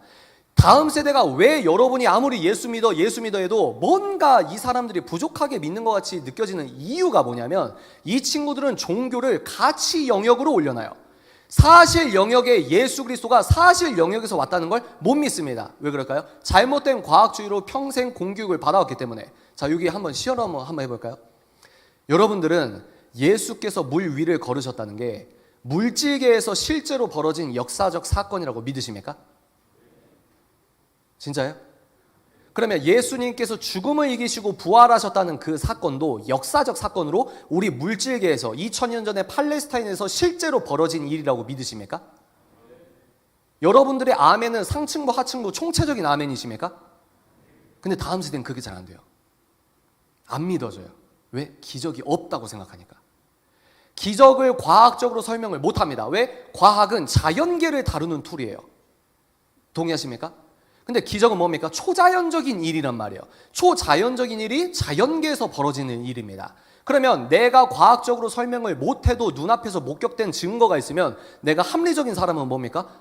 과학적으로 설명할 수 없는 특별한 어떤 영적인 일이 있을 수도 있겠다라는 가능성을 열어둬야 되는데 과학적인 툴로 설명이 안 되는 건 없다는 거예요. 이게 자연주의입니다. 볼까요? 내려보실까요? 1번부터 볼까요? 물질은 자연주의의 기초 세계관의 핵심 논지거든요. 여러분 오늘 한번 제가 서론에서 기억나십니까? 대중 강연을 할 때 가장 난이도가 높다고 여러분을 믿고 이렇게 갖고 왔어요. 지금 재밌으시죠? 네, 이 지적인 어떤 이 엔진이 돌아가시죠? 네, 좋아요. 1번 자연주의가 뭐냐? 지금 우리 현대 세계에서 왜 예수를 믿으라고 해도 안 들어가냐? 왜 주일 버전 아멘 따로 평일 진화로 아멘 따로니 왜 벌어지냐? 볼까요? 1번 물질은 영원히 존재하며 존재하는 것의 전부다. 신은 존재하지 않는다. 저게 1번 논지입니다. 물질이 뭐죠? 우주라고 치환해 보십시오. 칼 세이건의 우주론 기억나십니까? 우주는 예전에도 있었고 지금도 있고 미래도 있을 것이다. 뭡니까? 우주의 영원성을 투여한 겁니다. 우주에 물질의 영원성을 투여한 거예요. 뭐가 기억나십니까? 송아지 기억나세요? 송아지? 아론이 송아지를 만들 때 하나님께서 모세가 하나님과 대화할 때 백성들이 눈에 보이는 모세가 없어져서 불안불안한 거예요. 그래서 아론한테 송아지 만들라고 했을 때 송아지를 만든 다음에 그 송아지를 다른 신으로 섬겨서 우상 숭배해서 하나님께서 벌하신 게 아니라 그 송아지를 하나님이라고 해서 그게 우상 숭배가 된 겁니다. 뭡니까? 눈에 안 보이는 하나님이 아니라 눈에 보이는 하나님이라고 해서 눈에 보이는 우상을 만든 거예요. 그걸 하나님께서 음란하다고 하고 우상이라고 한 겁니다. 이해가 되십니까? 그게 우상이에요. 지금도 마찬가지입니다. 금송아지를 만들어서 하나님이라고 하듯이 물질계라고 하는 물질의 영원성을 투여하면서 우주는 예전에도 있었고 지금도 있었고 미래에도 존재할 거다. 우주의 영원성을 투영하는 게 자연주의입니다. 내려볼까요? 2번 보도록 하겠습니다. 시간이 없기 때문에 큰 제목만 볼게요. 우주는 폐쇄 체계 속에서 인과율의 일치제로 존재한다. 저 폐쇄 체계가 뭐냐면 우주는 닫혀 있다는 겁니다. 여러분 우주가 닫힌 박스입니까? 아니면 열려 있습니까? 이게 무슨 말이냐면 하나님이 존재하시고 인간은 우주 안에 있지만 그럼에도 불구하고 하나님께서 인간에게 참 자유의지를 주셨고 인간만이 하나님의 형상으로 누림받았기 때문에 이 우주 안에 인간이 있고 우주 밖에 하나님이 계시지만 하나님은 시공간 안에 들어오셔서 인간과 함께 역사를 바꾸신다는 말이에요. 열려 있다는 거예요. 대표적으로 뭐죠 여러분? 아브라함이 모세가 하나님과 설득하고 토론했던 거 생각해 보십시오. 모세 저 백성을 보고 하나님이 너무 속상해서 다 쓸어버리겠다, 너로부터 다시 시작하겠다 했을 때 모세가 하나님께 설득합니다. 하나님 이러시면 이렇게 한 거 아닙니까? 저렇게 한 거 아닙니까? 하나님께서 뜻을 돌이킵니다. 어떻게 되죠? 역사가 바뀌는 거예요. 왜? 우리는 물질이기도 하지만 우리는 영혼이 있고 하나님의 형상으로 우리가 인격을 부여받았기 때문에 우리 여호와 하나님은 인격신이십니다. 아멘이십니까? 그렇기 때문에 인격적 소통이 가능하단 말이에요. 우리 인간은 특별한 위치를 갖고 있는데 자연주의는 뭐냐? 눈에 안 보이고 눈에 안 보이는 하나님과 하나님적 가치는 없다는 거예요. 그러니까 이 물질계는 폐쇄적이고 닫혀 있다는 거예요. 그러면 뭐가 자연스럽게 귀결됩니까? 인과율의 지배를 받게 되는 거예요. 무슨 말입니까? 인간은 물질밖에 없다는 거예요. 인간은 물질 덩어리 끝! 영혼, 존귀, 하나님 나라, 지옥 없다는 거예요. 끝! 그러면 어떻게 됩니까? 우리가 의미 있다고 아무리 얘기를 해도 그건 문화 구성주의라는 이론에 종속되는 거예요. 우리가 아무리 은혜롭다고 이게 진짜라고 해도 그게 뭡니까? 신경 호르몬의 전기 반응에 너가 반응하는 것뿐이야. 이렇게 되는 거예요. 지금 제가 뭘 얘기하는 거냐면 공교육에서 잘못된 과학주의적 편향을 얘기해 드리는 겁니다. 내려볼까요? 3번 빨리빨리 가야 됩니다. 네, 인간은 복잡한 기계라는 겁니다. 왜? 상층부의 하나님과 하나님적 법칙을 잘라버리면 인간은 물질 덩어리라는 거예요. 인과율의 지배를 받아서 인간은 기계라는 겁니다. 인격이란 우리가 아직 완전히 이해하지 못한 화학적 물리적 성질의 상호관계다. 이런 식으로 진행이 되는 거예요. 4번 볼까요? 사망은 인격과 개체성의 소멸이다. 작은 글씨 제가 한번 읽어볼게요. 아마 이것은 자연주의의 명제 중에서 가장 수긍하기 힘든 명제일 것이다. 그러나 이 명제는 자연주의 우주관의 분명한 논리적 귀결이다. 인간은 물질로 구성되었으며 그 밖에 아무것도 아니다. 그러므로 인간을 구성한 물질이 사망 시 해체되면 인간도 소멸한다. 이게 자연주의 세계관이에요. 근데 제가 한국에서 많은 분들을 만난 건 아니겠지만 그래도 이렇게 만나면서 느낀 게 뭐냐면 한국에 깨끗한 무신론적 자연주의자를 본 적이 없습니다. 그러니까 본인이 무신론이라고 주장을 해도 무신론의 어떤 가치 체계에 일관성이 없어요. 나는 무신론자라고 하는데 점을 봅니다. 나는 무신론자라고 하는데 뭔가 샤머니즘, 토테미즘적으로 뭔가 종교 생활을 비슷하게 해요. 근데 깨끗한 무신론은 뭐냐? 깨끗한 자연주의, 깨끗이 하나님이 없다는 건 뭐냐? 인간은 개체성의 소멸이다. 그거를 아멘하면서 뭡니까? 추석 때, 설 때 조상에게 절을 하는 거예요. 내려볼까요? 5번, 역사는 인과율에 의해 연결된 사건들의 직선적 연속이지만 전체적인 목적성이 없다. 5번이 되게 중요한데요. 우리는 역사가 뭡니까? 하나님께서 이 창조, 피조 세계를 만들 때는 계획과 의도와 목적을 갖고 만드셨습니다. 아멘이십니까? 소명은요, 목회자 후보생만 콜링 받았어 해서 신학원 들어가는 게 소명이 아니고 우리 모든 인간은 하나님이 목적을 갖고 만드셨어요. 아멘이십니까? 그 목적에 아멘하고 따라가는 게 소명입니다. 근데 그래서 하나님께서 이 역사는 우리 기독교 세계관은 뭐냐면 역사가 정확한 시작과 정확한 끝이 있습니다. 아멘이십니까? 예수께서 다시 오시고 심판하시고 결국 우리는 새 예루살렘에서 예수님과 함께 영원히 산다는 정확한 역사관이 있다는 거예요. 마라나타 타임라인으로 우리가 이 세상을 본다는 겁니다. 근데 이분들은 직선적인 연속이지만 전체적인 메타 내러티브나 뚜렷한 목적성은 없다고 하는 거예요. 역사에 아무런 의미가 없습니다. 그럼 어떻게 되냐? 마지막 6번 보실까요? 그러면 이 논리 체계에서 어떻게 되냐? 윤리를 한번 생각해 보시죠. 윤리, 인간의 옳고 그름. 윤리는 단지 인간에게만 관계된다. 무슨 말이냐? 여러분, 윤리는 옳고 그름의 절대 기준은 우리 내면에 있습니까? 인간 외부에 있습니까? 인간 내면 1번, 인간 외부 2번. 몇 번? 2번. 여러분 지금 잘 듣고 계시죠? 이거 처음 듣습니까? 아니면 너무 당연한 얘기를 시간 아까워서 그런 거 아니죠? 계속 해도 될까요? 네, 좋아요. 제가 오늘 기도 제목을 뭐라고 했냐면 주님 이 자리에서 지성적 회개를 주십시오. 아멘이십니까? 지성의 부흥을 주십시오. 제가 이 기도를 했거든요. 그래서 지금 여러분들이 뭔가 복잡하고 이게 지금 맞아요. 맞아. 지금 맞게 가고 있어요. 그래서 뭡니까? 윤리는 이게 무슨 말이냐? 아까 박스 기억나세요? 물질 박스가 있는데 우주라는 물질계가 있는데 골로새서 뭡니까? 하나님께서는 6일 창조를 통해서 저는 젊은 지구서를 믿어요. 하나님은 그 세계를 창조하실 때 눈에 보이는 것과 눈에 안 보이지만 존재하는 걸 함께 만들었다는 겁니다. 이게 과학자 여러분들에게 너무너무 중요한 지켜야 될 그 말씀 중에 하나라고 생각합니다. 왜? 눈에 안 보이지만 우주는요, 눈에 안 보이지만 존재하는 하나님의 자연법이 새겨져 있다는 거예요. 아멘이십니까? 그건 우리 내면에서 만들어진 규칙들이 아니에요. 우리가 의미를 부여한 기준이 아니라 우리가 인간이 태어났는데 인간 외부에 있는 자연법이라고 하는 생명의 성령의 법, 하나님께서 옳다고 하는 것, 하나님께서 옳지 않다고 하는 그 절대 기준이 눈에는 안 보이지만 이 우주 체계에 있다는 거예요.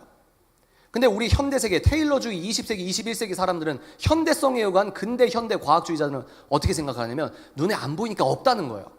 대전에서 용하다는 그 귀신한테 한번 무당에게 찾아가 보십시오. 지금도 돈 주면 작두를 탑니다. 작두를 타는 그 무당을 보면 자연계적으로 과학적으로 설명이 됩니까 안 됩니까? 안 되지만 벌어지는 일입니까 아닙니까? 벌어지는 일이에요.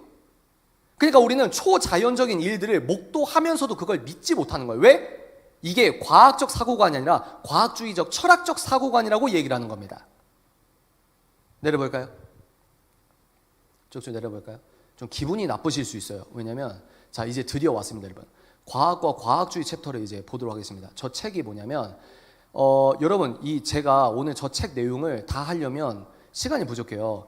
J.P. 모어랜드라고 하는 기독교 철학자가 쓴 책이거든요. 저 책을 여러분 꼭 사서 읽어보십시오. 과학과 과학주의 그리고 기독교라는 책이거든요. 생명의 말씀사에서 나온 책입니다. 저 책을 꼭 읽어보시길 강력하게 추천드립니다. 자 내려볼까요? J.P. 모어랜드는 저렇게 생겼습니다. 저분이고요. 학력 볼까요? 저분이 그냥 기독교만 공부한 게 아니라 화학 박사까지 받으셨다고 해요. 그리고 뭐 신학 석사 하시고 철학 박사 하시고 지금까지 하시는지 모르겠지만 탈북신학교 철학 석자 교수라고 합니다. 그냥 과학과 철학, 기독교의 신학에 능통하다 이렇게 볼 수도 있겠죠. 그래서 제가 시간만 되면은 JP 모어랜드 플러스 옥스퍼드 대학교에서 수학했던 그 알리스터 맥그레스라고 아십니까? 현 지성사, 이 현재 지구에 있는 신학자 중에 가장 복음주의적이고 지성적이다 이렇게 평가받는 분이거든요. 그분이 무신론자, 철저히 무신론자였다가 옥스퍼드 들어가서 과학 박사 이제 논문 쓰고 있다가 소위 말해서 하나님을 만난 겁니다. 그래서 이분이 옥스퍼드 과학 분야에서 박사 취득하시고 신학까지 박사를 취득했어요. 그래서 지금은 옥스퍼드에서 기독교 변증센터 장을 맡는 걸로 알고 있습니다. 그러니까 그분이 지금 쓰고 있는 내용들이 굉장히 중요하거든요. 그래서 여러분들이 내가 진짜 과학자로서 올바른 성경적 과학관을 좀 배워보고 싶다. 그러면 알리스터 맥그레스나 JP 모어랜드 책을 꼭 읽어보시는 거 추천을 해요. 내려볼까요? 과학주의가 뭐냐? 저 내용은 다 못합니다. 오늘 핵심입니다. 과학주의는 철학이지 과학이 아니라는 거예요. 오늘 여러분들이 이것만 마음에 남아두셔도 참 좋을 것 같습니다. 과학주의는 철학이지 과학이 아니다. 무슨 말이냐? 읽어볼까요? 그것은 과학주의라는 철학 개념으로 대략적으로 말하자면 오로지 자연과학만이 실제에 대한 지식을 제공할 지적 권위가 있다는 견해다. 하층부 기억나십니까?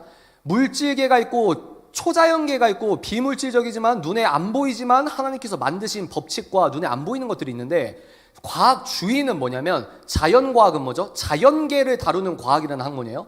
그 자연계를 다루는 과학이라는 학문만이 이 실제에 대한 참된 지식을 제공할 자격과 권리가 있다고 하는 게 과학주의라고 하는 겁니다. 쭉 내려볼까요? 이 과학주의에 의하면 빨간색만 보도록 하겠습니다. 신학과 철학이 진리를 전혀 제공하지 못한다는 의미다. 자, 이제 여러분들이 비를 뚫고 오셨는데 점점 하나님께서 사랑하시는 자는 잠을 주시거든요.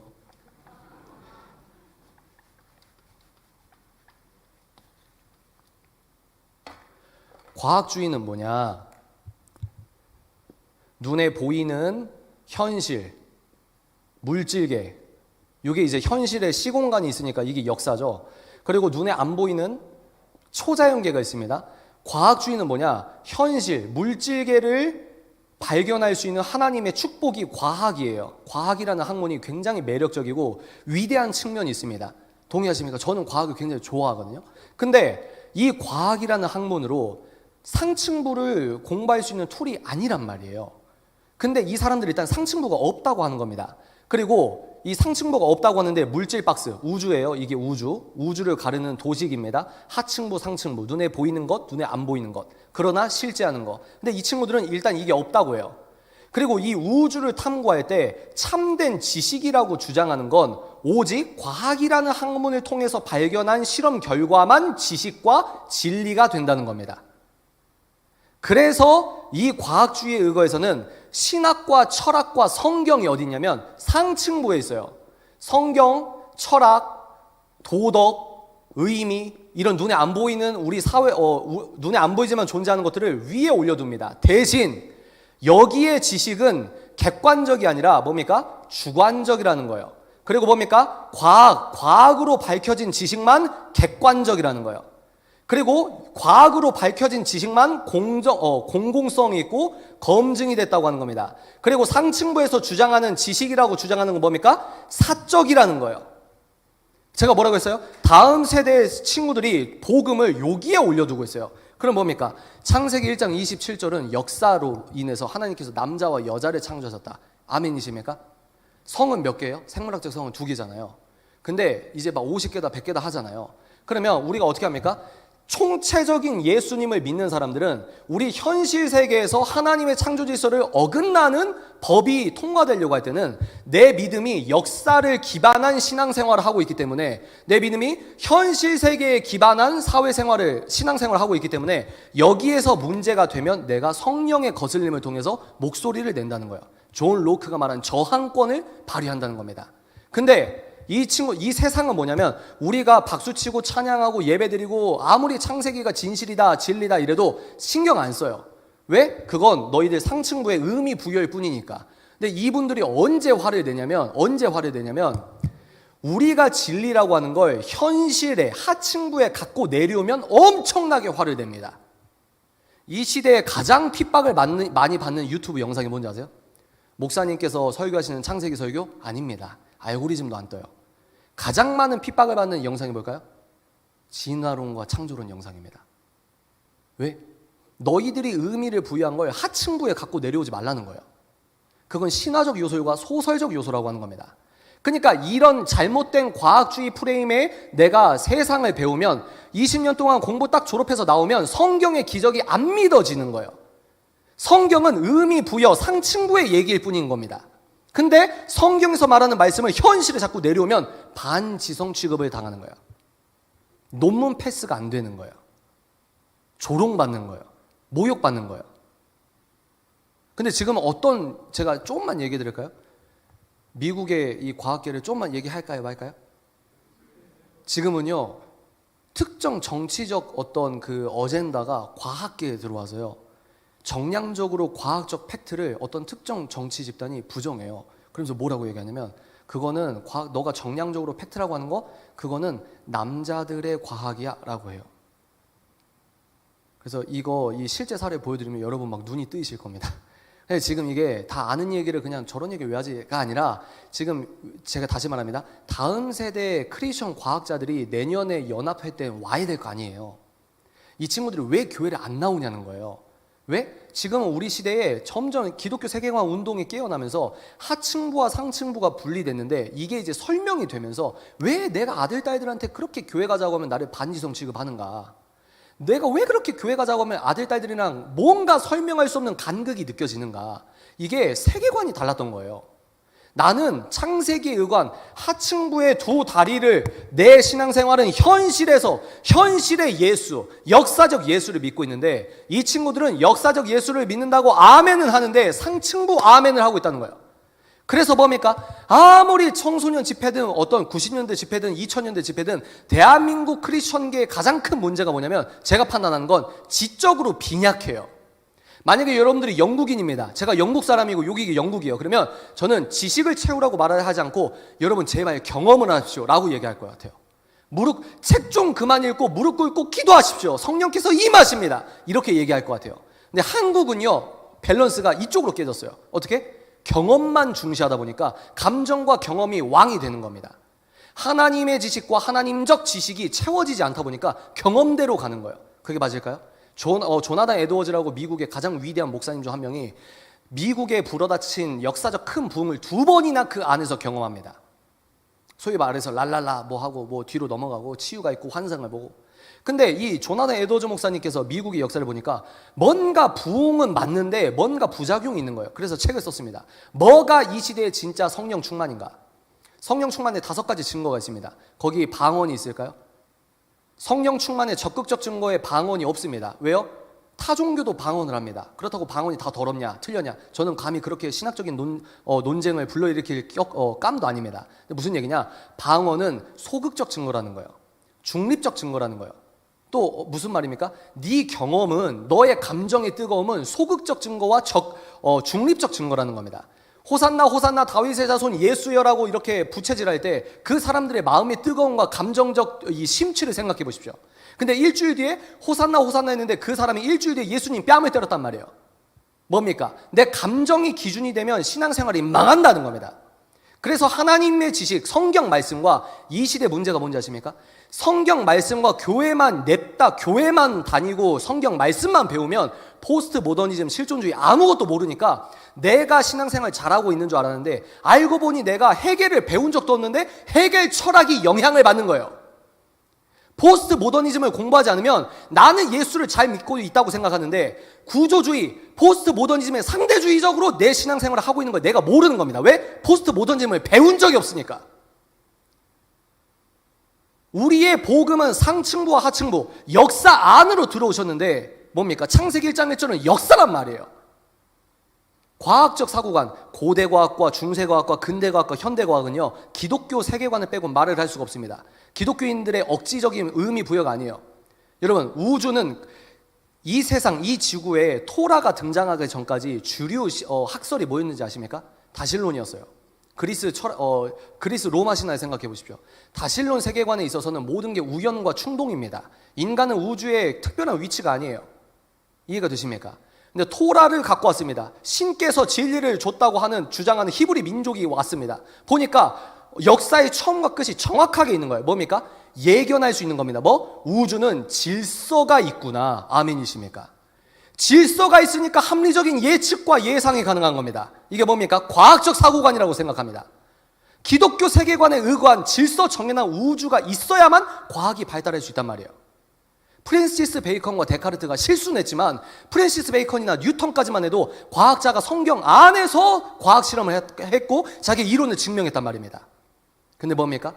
신앙과 생활, 하층부와 상층부가 점점 뜯어지더니 어떻게 됐다? 이제 어떻게 됐다? 과학자 크리스천 분들, 많은 교회를 다니는 과학자 크리스천 분들도 어떻게 예수님을 믿냐? 상층부에 종교를 올려둔다. 주일에 아멘 따로, 세상 자연주의 아멘 따로. 그 어떤 부딪힘이 없다. 그럼 우리는 어떤 존재냐? 500년 전에 여러분이 프랑스에서 태어났을까요? 그럼 어떻게 됐을까요? 우리로 말하면 황제가 바뀌면, 그래 우리 말로 자유민주주의로 말하면 정권이 바뀌었습니다. 프랑스 황제가 바뀌어서 법 칙령을 바꿔요. 관용론을 끝냅니다. 프로테스탄트 관용론을 끝냅니다. 야, 이제 가톨릭이 주류니까 프랑스의 개신교인들 날짜 요때까지, 이때 이후로 너네 개신교식으로 예배드리면 핍박할 거야. 잡아갈 거야. 성직자들은 도망가도 돼. 근데 성직자만 도망가고 성직자 가족들은 못 도망가게 했어요. 그래서 당시 많은 프로테스탄트, 위구르라고 하죠. 위구르 맞습니까? 위구르 지금 제가 위구르 맞아요? 위그노. 죄송합니다. 여러분, 제가 잡독가라서 이 말이 헛나왔어요.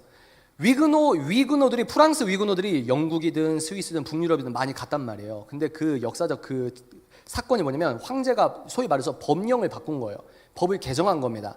이제부터 이 관용론이 끝나고 이때부터 너는 예수 믿으면 이렇게 핍박한다. 개신교식으로 예배드리면 핍박한다. 근데 여러분들이 만약에 여기가 충청도죠. 충청도 도지사가 바뀌어서 몇 월 며칠 이후로 개신교식으로 예배드리면 당신들 핍박이 있습니다. 사회적 모욕과 마녀사냥 뭐 이런 것도 있겠지만 벌금을 주민센터에 여러분들 예배 한 번 드릴 때마다 2천만 원씩 주민센터에서 고지가 날라옵니다. 어떻게 할 거예요? 그때 위그너들이 어떻게 했을까요? 예배를 몰래 드렸죠. 그래서 역사 기록을 보면 그때 당시에는 예배를 강단을 만들었다고 했는데 조립식 강단입니다. 그냥 우리로 말하면 저기 숲속에서 모여서 몰래 예배 드리는데 우가 미개인들이 아니라 그때 당시 사회적 오피니언, 여러분들 같은 사회적 오피니언들이 주일마다 핍박을 당할 법과 내 신앙이 부딪히는 걸 알면서도 숲속에서 조립식으로 강단 붙여서 예배를 드렸습니다. 그리고 어떻게 했습니까? 저기 이 높은 언덕에서는 우산을 들고 장로님, 안수 집사님 이런 분들이 서 있어요. 왜? 비밀 경찰이 오면 우산을 피는 겁니다. 신호를 주는 거예요. 그렇게 예배를 드리다가 마리 뒤랑이라고 하는 18세 여자 소녀가 자기 그 조카 오빠였나요? 친오빠였나요? 지금 잠깐 헷갈립니다. 양해를 바랍니다. 자기 오빠가 개신교 목사님인데 가정집에서 몰래 예배를 드리다가 개신교식으로 예배 드리다가 경찰한테 잡혔습니다. 마리 뒤랑이라는 18살 소녀가 개신교, 기독교식으로 예배를 드렸다는 이유만으로 몇 년 동안 감옥에 있었냐? 38년입니다. 여자는 38년 동안 감옥에 있었고 남자는 어떻게 됩니까? 여기 계신 여자분들은 감옥에 가고 남자분들은 어떻게 했냐? 갤리선 아십니까? 룩다운 이거 막 배에서 노젓는 사람 있잖아요. 거지처럼. 그 사람들이 오피니언 리더 크리스천이었어요. 무슨 말입니까? 예수님을 믿는 건 여러분 전 인류 역사상, 제가 법을 공부하잖아요. 전 인류 역사상 예배 자유가 헌법 가치로 보장된 나라는 민주주의밖에 없습니다. 이건 평범한 게 아니라 가장 극적인 기적이에요. 근데 이게 안 만들어졌을 때는 예배 드리는 내 이 자유가 법적으로 보장이 안 되니까 개신교식으로 예배 드렸다가 경찰한테 잡혀서 사법적 처벌을 받는 겁니다. 햇빛도 못 보고 병들어 죽는 거예요. 목사님이랑 교수님이 팬티만 입고 노졌다가 죽는 거예요. 무슨 말입니까? 예수를 믿는 건 원래 이런 핍박의 길이란 말입니다. 예수 믿는 건 반드시, 왜요? 예수님은 세상이 좋아했습니까? 미워했습니까? 미워했단 말이에요. 예수의 영이 우리에 있는 우리들에게도 세상이 너희를 미워할 거야. 그래서 너희들은 이리떼 속에 보내는 양과 같도다. 너희들은 법정에 서게 될 거야. 무슨 말을 할지 고민하지 마. 너희가 입을 벌리면 성령께서 주장할 거야. 그게 예수 그리스도의 영적 법칙이란 말이에요. 자, 그러면 21세기의 새로운 핍박의 시대에 도래했습니다. 내가 예수님을 상층부, 하층부, 현실 영역에서 성경이 진짜라고 하면 과학계 나의 동료들이 나를 반지성 취급합니다. 지금은 그런 사회예요. 대한민국은 자연주의가 주류고 여러분들은 철저히 비주류입니다. 카페에서 식사하고 카페에서 한두 마디 얘기 툭툭 하는 것도 자연주의가 지배를 하고 있단 말이에요. 새로운 핍박이 뭡니까? 새로운 모욕이 뭡니까? 여러분들의 평판과 체면이 흔들릴 수 있다는 거예요. 지금 미국과 서유럽은 여러분들이 몰라서 그러시지, 제가 그 각종 사례를 나중에 이렇게 보여드리면 입이 벌어진다니까요. 아니, 과학이라고 하는 객관적 진실도 정치가 들어왔네. 남자들의 과학, 가부장적 과학이라고 이걸 믿질 않는 이 논문이 이 패스가 안 된다니까요. 과학적 정량적 진실을 말했던 하버드 총장이 나중에 이 정치적 압박 때문에 사고하고 그랬어요. 남학생과 여학생을 이렇게 비교했을 때 남학생이 이공계적인 성적이 더 좋았다, 이거 사고했어요. 정량적인 과학적 데이터를 두고 얘기를 하는데 차별이라는 거예요. 스포츠, 과학, 종교 다 지금 특정 정치적 어떤 압박이 들어오고 있습니다. 다음 세대는요, 그러니까 저는 추상적이고 피상적인 얘기를 하는 캐릭터가 아니잖아요. 그러니까 제가 20대 때부터 목사 아들로서 고민하는 거예요. 왜 저 사람들은 남자, 여자 너무 당연한데 왜 저런 얘기를 하지? 극적. 왜 저 사람들은 왜 저걸 법으로 만들려고 하지? 아니, 도저히 설명이 안 되는데? 아니, 이게 제가 모태신앙의 단점이 뭔지 아세요? 저는 태어날 때부터 교회에서 나고 자라가지고 한 번도 이 우주에 하나님이 없다고 진지하게 믿으면서 본 적이 없어요. 저 같은 애는 철학을 공부할 때 좀 어렵습니다. 그렇게 생각해 본 적이 없으니까. 근데 제가 요즘에 10년 동안 계속 책을 읽으면서 마오 혁명이 우리 종교계에 이런 영향을 끼쳤구나. 마르크스주의가 자연주의에 필연적으로 도달될 수 있는 세상 체계였네. 뭡니까? 상층부 잘라버리고 하나님 잘라버리고 하나님적 가치 잘라버리고 물질이 다다 이러면 예수님께서 뭐라고 했습니까? 인간은 빵만으로 살 수 없다. 빵이 안 중요하다는 게 아니에요. 빵만으로 인간이 살 수 없는 거예요. 근데 그 자연주의자는 뭐라고 합니까? 빵이 다다. 빵으로 모든 걸 설명할 수 있는 경제적 환원론에 사람들이 1억 명이 죽었습니다. 근데 그 여파의 자연주의 과학이 아닌 특정 정치적 주장을 과학적이라고 얘기를 하는 거예요. 자기 부정적 사건 보고 기적 보고 마무리하도록 하겠습니다. 자기 과학주의 넘어가시고요. 지금 아내와 콤비가 잘 맞고 있는 것 같아요. 주여 감사합니다. 쭉쭉 내려서요. 과학주의는 자기 부정적이다. 한번 보실까요? 과학주의는 자기 부정적이다.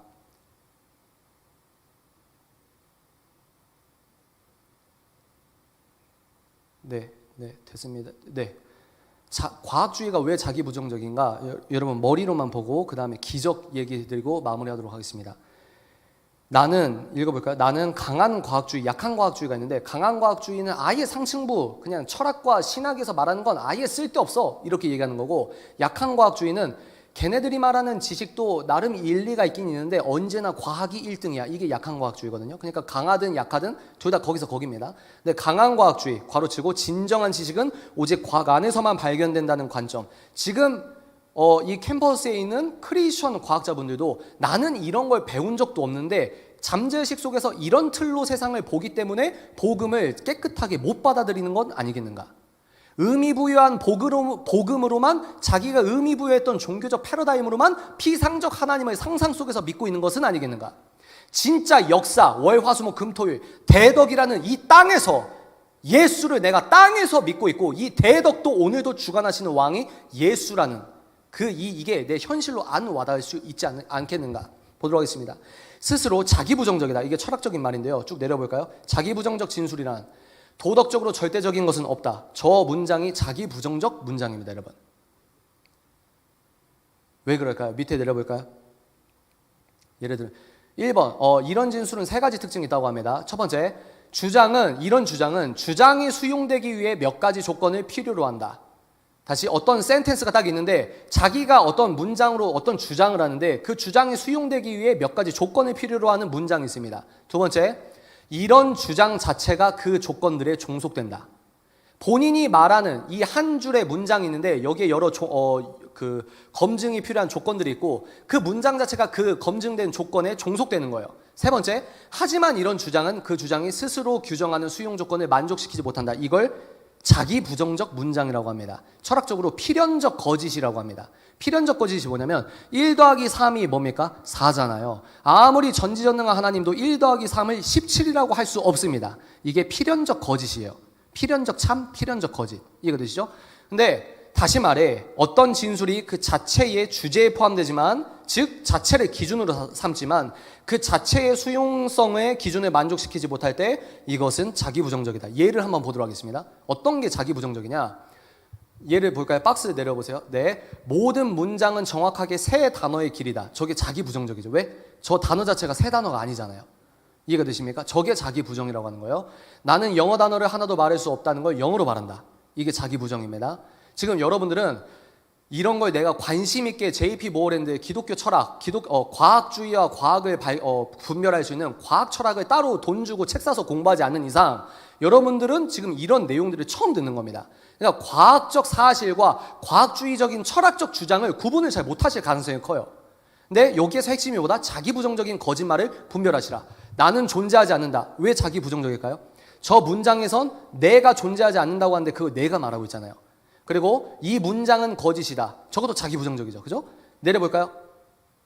자, 적어보십시오. 이제 진리는 오직 오관이나 과학에 의해서만 증명될 수 있다. 저건 대표적인 과학주의적 자기 부정적 문장입니다. 내려볼까요? 강한 과학주의가 자기 부정적인 이유를 보도록 하겠습니다. 쭉쭉 내려볼까요? 따옴표. 네. 아까 제가 서론에서 말씀드렸죠. 오직 과학에 의해 검증될 수 있는 것만 참일 수 있다. 자, 저 문장을 한번 보도록 하십시다. 저게 참입니까? 거짓입니까? 저게 참이 될 수 있습니까? 저건 대표적으로 과학적 사실이 아니라 여러분 잘 기억하세요. 과학적 사실이 아니라 저 문장은 과학주의적 철학적 주장입니다. 이거 오늘 여러분 이거 하나만 구분하셔도 너무 좋을 것 같아요. 내려볼까요? 1번. 저 문장을 보도록 하겠습니다. 오직 과학에 의해 검증될 수 있는 것만 참일 수 있다. 저게 왜 자기 부정적 거짓말이냐? 1번, 이 진술은 수용 조건을 가지고 있는가? 맞아요. 왜? 검증이 가능한 것만이 참이라고 말하고 있습니다. 2번 볼까요? 이 진술은 그 자체가 그 조건에 종속되는가? 그렇다. 이 진술은 진리를 전달한다고 주장한다. 어떤 문장이요? 오직 과학에 의해 검증될 수 있는 것만 참일 수 있다. 이 문장을 말하는 거예요. 세 번째, 이 진술은 자기 자신의 수용 조건을 충족시키지 못하는가? 그렇다. 왜죠? 이것은 과학에 관한 철학적 진술로서 과학실에서 검증될 수 없는 영역이라는 거예요.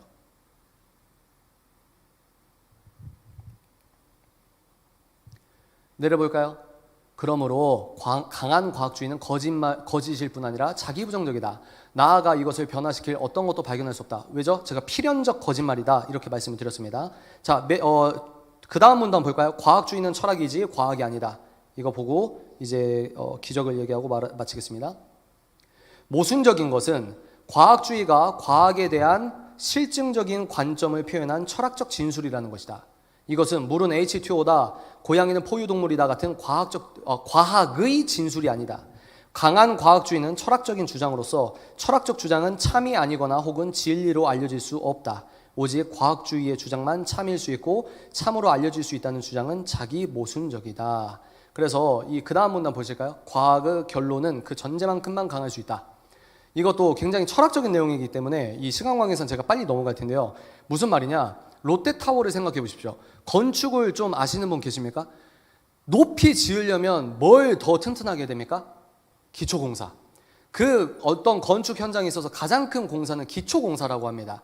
근데 무슨 말이냐? 그 과학의 결론은 소위 말해서 자기가 높이 올릴 수 있는 과학적 건물의 높이는 자기가 땅을 판 만큼만 강할 수 있다는 거예요.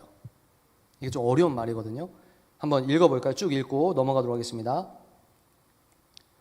건물의 구조가 그 기반이 되는 기초 이상으로 경고할 수 없듯 과학의 결론들도 과학의 전제들 이상으로 확실할 수 없다.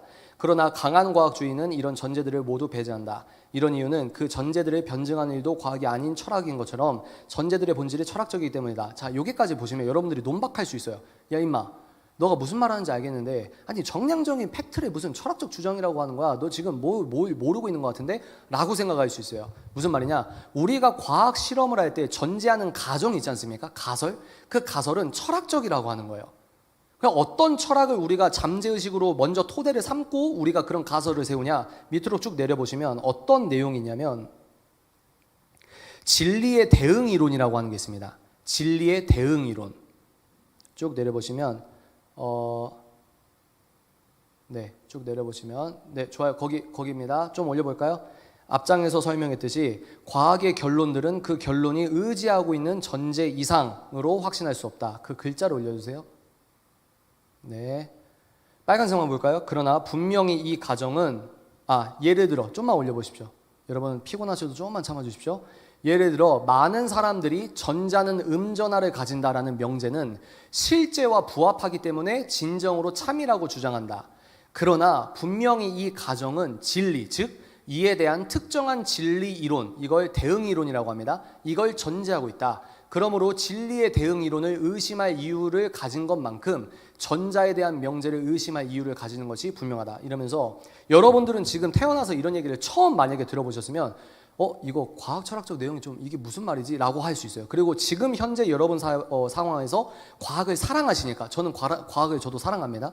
과학을 사랑하시니까 꾹꾹 올라오는 논박 내용이 있는데 그 모든 내용에 대해 나름대로 이분이 일관적으로 논박한 책이 과학과 과학주의 그리고 기독교라는 책이라는 거예요.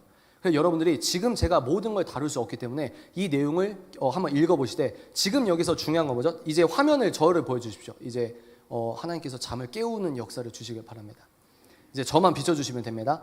네, 여러분들이 오늘 기억해야 될 건 과학적 사실과 과학주의적 철학적 주장은 다른 거구나. 그리고 과학 철학적인 주장은 자기부정적이어서 필연적 거짓으로서 시간이 지나면 얘가 참여로 다시 바뀔 수 있는 가능성의 여지가 없다는 것이구나. 그리고 뭡니까? 우리가 그냥 아무렇지도 않게 당연하게 생각하는 것도 철학적 그리고 과학계에서도 과학 철학적으로 논박하는 사람들이 있는 것이구나 라고 여러 가지 논박 자료가 있습니다. 그러면 나도 모르게 이것이 당연하다고 옳다고 생각했는데 여기에 따른 나머지 반박 논박 자료들을 보면서 이게 과학적 사실과 과학주의적 주장이 다른 거구나를 훈련을 하시면 된다는 거예요. 그럼 왜 이런 걸 훈련해야 될까요? 하층부와 상층부. 과학주의는 뭐냐? 하층부, 물질계만 존재하고 과학이라는 학문으로만 진리와 지식을 전할 수 있는데 우리 기독교는 뭐라고 주장합니까? 성경은 창세기 1장부터 요한계시록 22장까지는 진리인데 우리가 말하는 진리는 여기에서 말하는 사회 구조주의적인 의미부여의 총합이 아니라 우리가 성경이 진리라고 주장하는 건 상층부와 하층부, 눈에 보이는 것과 눈에 안 보이는 것 모든 걸 총체적으로 믿는 신앙 안에서 진리라고 하는 겁니다. 그러니까 과학주의와 부딪힐 수밖에 없는 거예요. 내가 과학자인데 과학주의적 생각에 불순물이 있으면은 여러분들이 이걸 성령의 능력으로 소독하시길 바랍니다. 그러면 마지막 화두를 던지고 싶습니다. 기적이 있습니까? 없습니까? 우리 여기 교회 여러분들 연합체이기 때문에 각자 교회가 다르실 수 있겠는데 어떤 교회를 가더라도 정말 특별한 교회가 아니고서는 그런 간증이 있잖아요. 내가 암 몇 개였는데 암 몇 개였는데 하나님께 기도드렸더니 낫습니다. 이런 그 간증 들어보셨어요? 안 들어보셨어요? 초자연적인 일이 오늘도 일어나고 있다는 거예요. 저도 마찬가지입니다. 제가 고속도로에서 폐차 사고를 당했거든요. 그래서 이 차라리 뼈가 부러지면 꾀병이 아니라고 검증이 되잖아요. 근데 고속도로에서 폐차 사고를 당했는데 뼈가 하나도 안 다친 거예요. 제가 그것 때문에 한 4, 5년 고생을 했거든요. 근데 보험회사 사람이 이제 병원에 제가 입원한 병원에 딱 와보더니 놀래는 거예요. 극적. 이거 사망사고인데? 근데 같이 타고 있던 저희 어머니와 제가 살아서 막 얘기를 하고 있으니까 뭡니까? 또 1년에 뉴스에 그런 헤드라인 기억나세요? 절벽에 떨어졌는데 기적적으로 살아. 이런 말 들어보셨습니까? 과학적으로 설명이 안 되지만 분명히 오늘도 현실 안에서 하층부 안에서 초자연적인 기적이 오늘도 일어나고 있다는 겁니다. 과학은 물질계를 설명할 수 있는 툴이에요. 초자연적인 그래서 요즘에 유튜브에서 과학 채널 보면은 썸네일 딱 박아놓고 이거 발견 신은 없다. 이거 양자역학 쿼크 어쩌고 저쩌고 신은 그래서 없다. 신에게 도전한다.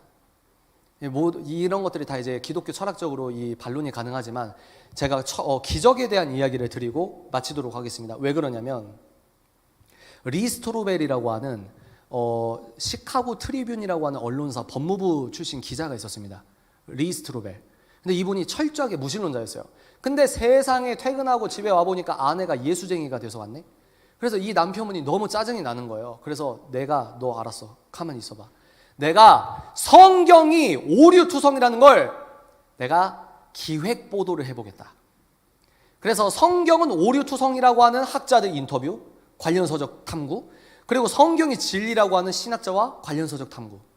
1번, 이 사람은 아내를 예수쟁이에서 구원했다. 무신론자로 다시 구원했다. 1번. 2번, 이 사람이 기획보도하다가 어떻게 됐다? 지금 목회자로서 주 예수 주권 앞에 무릎을 꿇었다. 몇 번? 2번. 그분이 쓴 책이 예수는 역사다입니다. 전 세계적으로 1,400만 부가 팔렸습니다. MZ세대에게 꼭 필요한 책이에요. 왜 성경이 진리야? 성경이 진리야? 우리는 그렇게 덮어놓고 아멘 하는데 왜 성경이 진리인지 역사학적으로, 고고학적으로, 신학적으로 증명한 책이에요. 지금 우리 친구들 MZ세대는 그리스 철학에 바탕된 공교육을 배우기 때문에 나름 합리적으로, 이성적으로 생각하는 프로세스가 고착화됐단 말이에요. 그러니까 덮어놓고 믿으라고 하면 안 믿어져요. 그러니까 여러분들이 MZ세대를 전도할 때 예수는 역사다나 이런 기독교 변증적인 책을 여러분들이 공부하시고 알려주시는 게 굉장히 도움이 됩니다. 근데 이분이 그 다음 책을 뭘 썼냐면 기적인가 우연인가. 기적이 일어나냐? 그래서 놀라지 마십시오. 데이비드 휴մ 좀 까고 가겠습니다. 아무리 시간이 없어도. 장로님 데이비드 휴м 좀 까도 될까요? 데이비드 휴м, 제가 읽어볼게요. 휴은 기적을 자연법 위반이라고 정의하고 자연법을 위반될 수 없는 원리로 정의합니다. 화면 안 띄워도 돼요? 귀로만 들어보세요. 그런 식으로 기적의 가능성을 원천봉사합니다. 자기가 증명할 내용을 미리 전제로 진술해 놓는 겁니다. 그래서 순환 논리라는 거예요.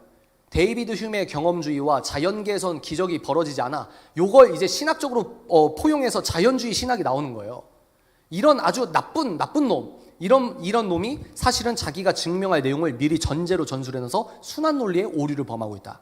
그래서 이는 설득력 있는 철학적 논증이 아니라 초자연을 배격하는 편향이다. 이렇게 논박하는데 여러분 블레즈 파스칼 아세요? 파스칼 아시죠? 파스칼이 무신론자였다가 읽어볼까요? 프랑스의 영향력 있는 과학자이자 수학자인 블레즈 파스칼의 조카딸 마거리트 페리가 있었대요. 근데 그 조카딸이 눈에 누공이라는 중증 지병이 있어서 악취가 풍겼다고 합니다. 그런데 날짜도 정확해요. 1656년 3월 24일 어느 수도원에서 극적으로 그 조카딸의 누공이라는 그 병이 완치가 되었습니다. 뼈가 악화되던 증세까지 즉각 사라졌습니다. 의학적 증거와 목격자들이 있었고 교구에서도 병이 나았음을 확증했습니다. 왕실 의사들의 검진을 거쳐 여왕이 친히 완치를 선언하기까지 했어요. 이후 몇 달 동안 80건의 기적이 더 이어졌습니다.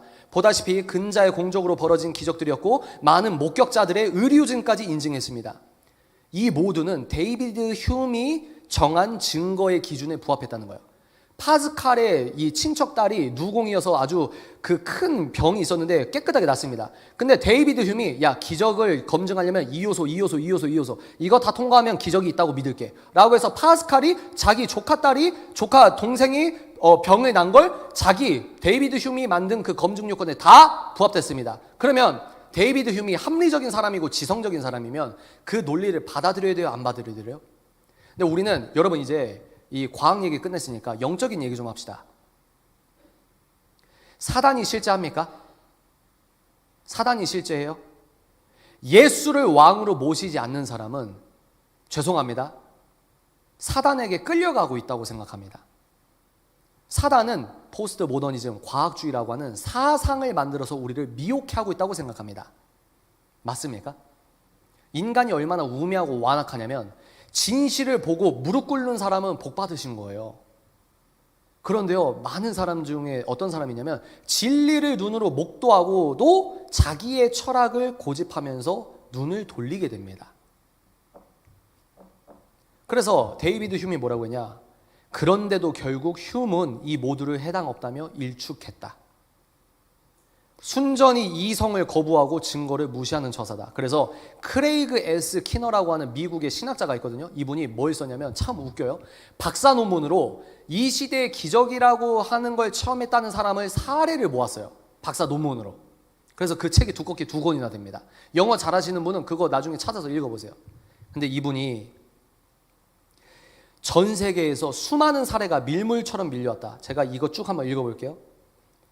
백내장과 갑상선종이 순식간에 눈에 띄게 좋아지더니 완치되고 중풍 환자들이 갑자기 걸었습니다. 다발성 경화증의 근원이 치료되고 골절 부위가 돌연 나았습니다.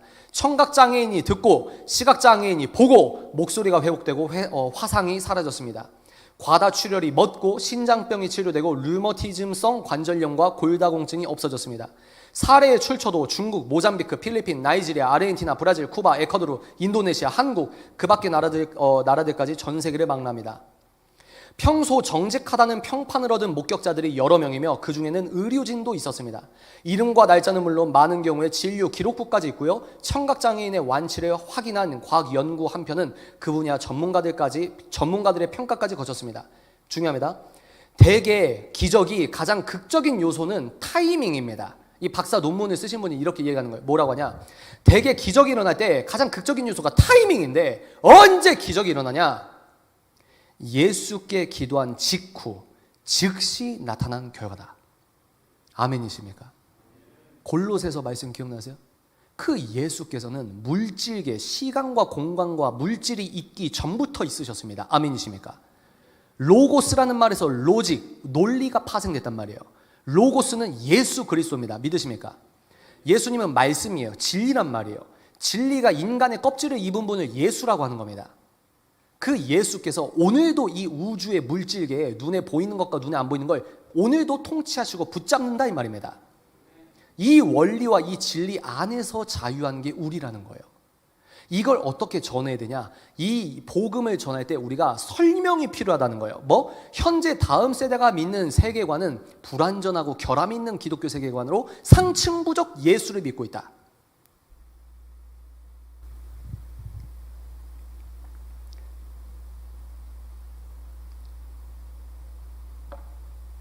결론입니다.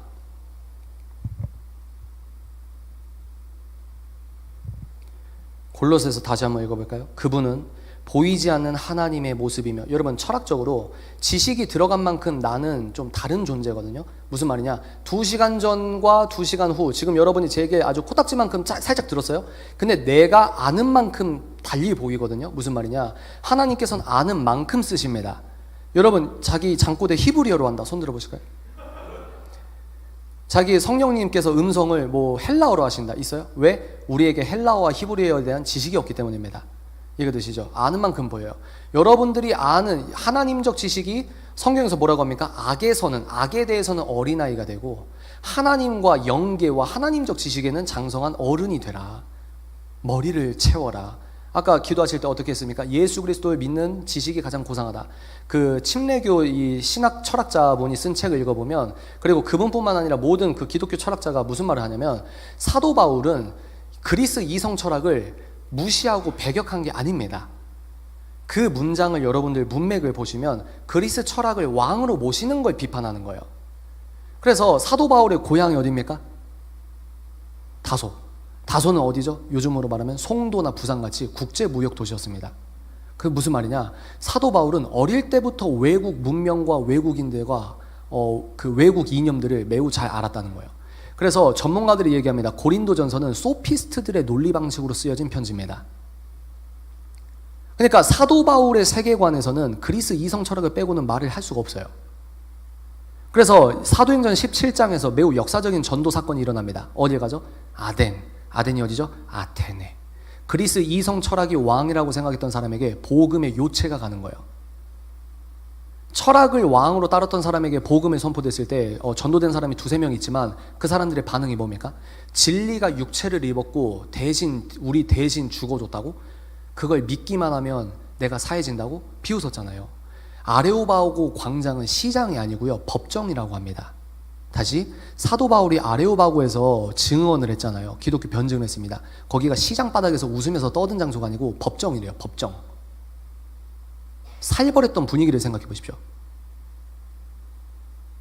우리들의 믿음이 하층부의 땅을 딛고 있어야 된다는 거예요.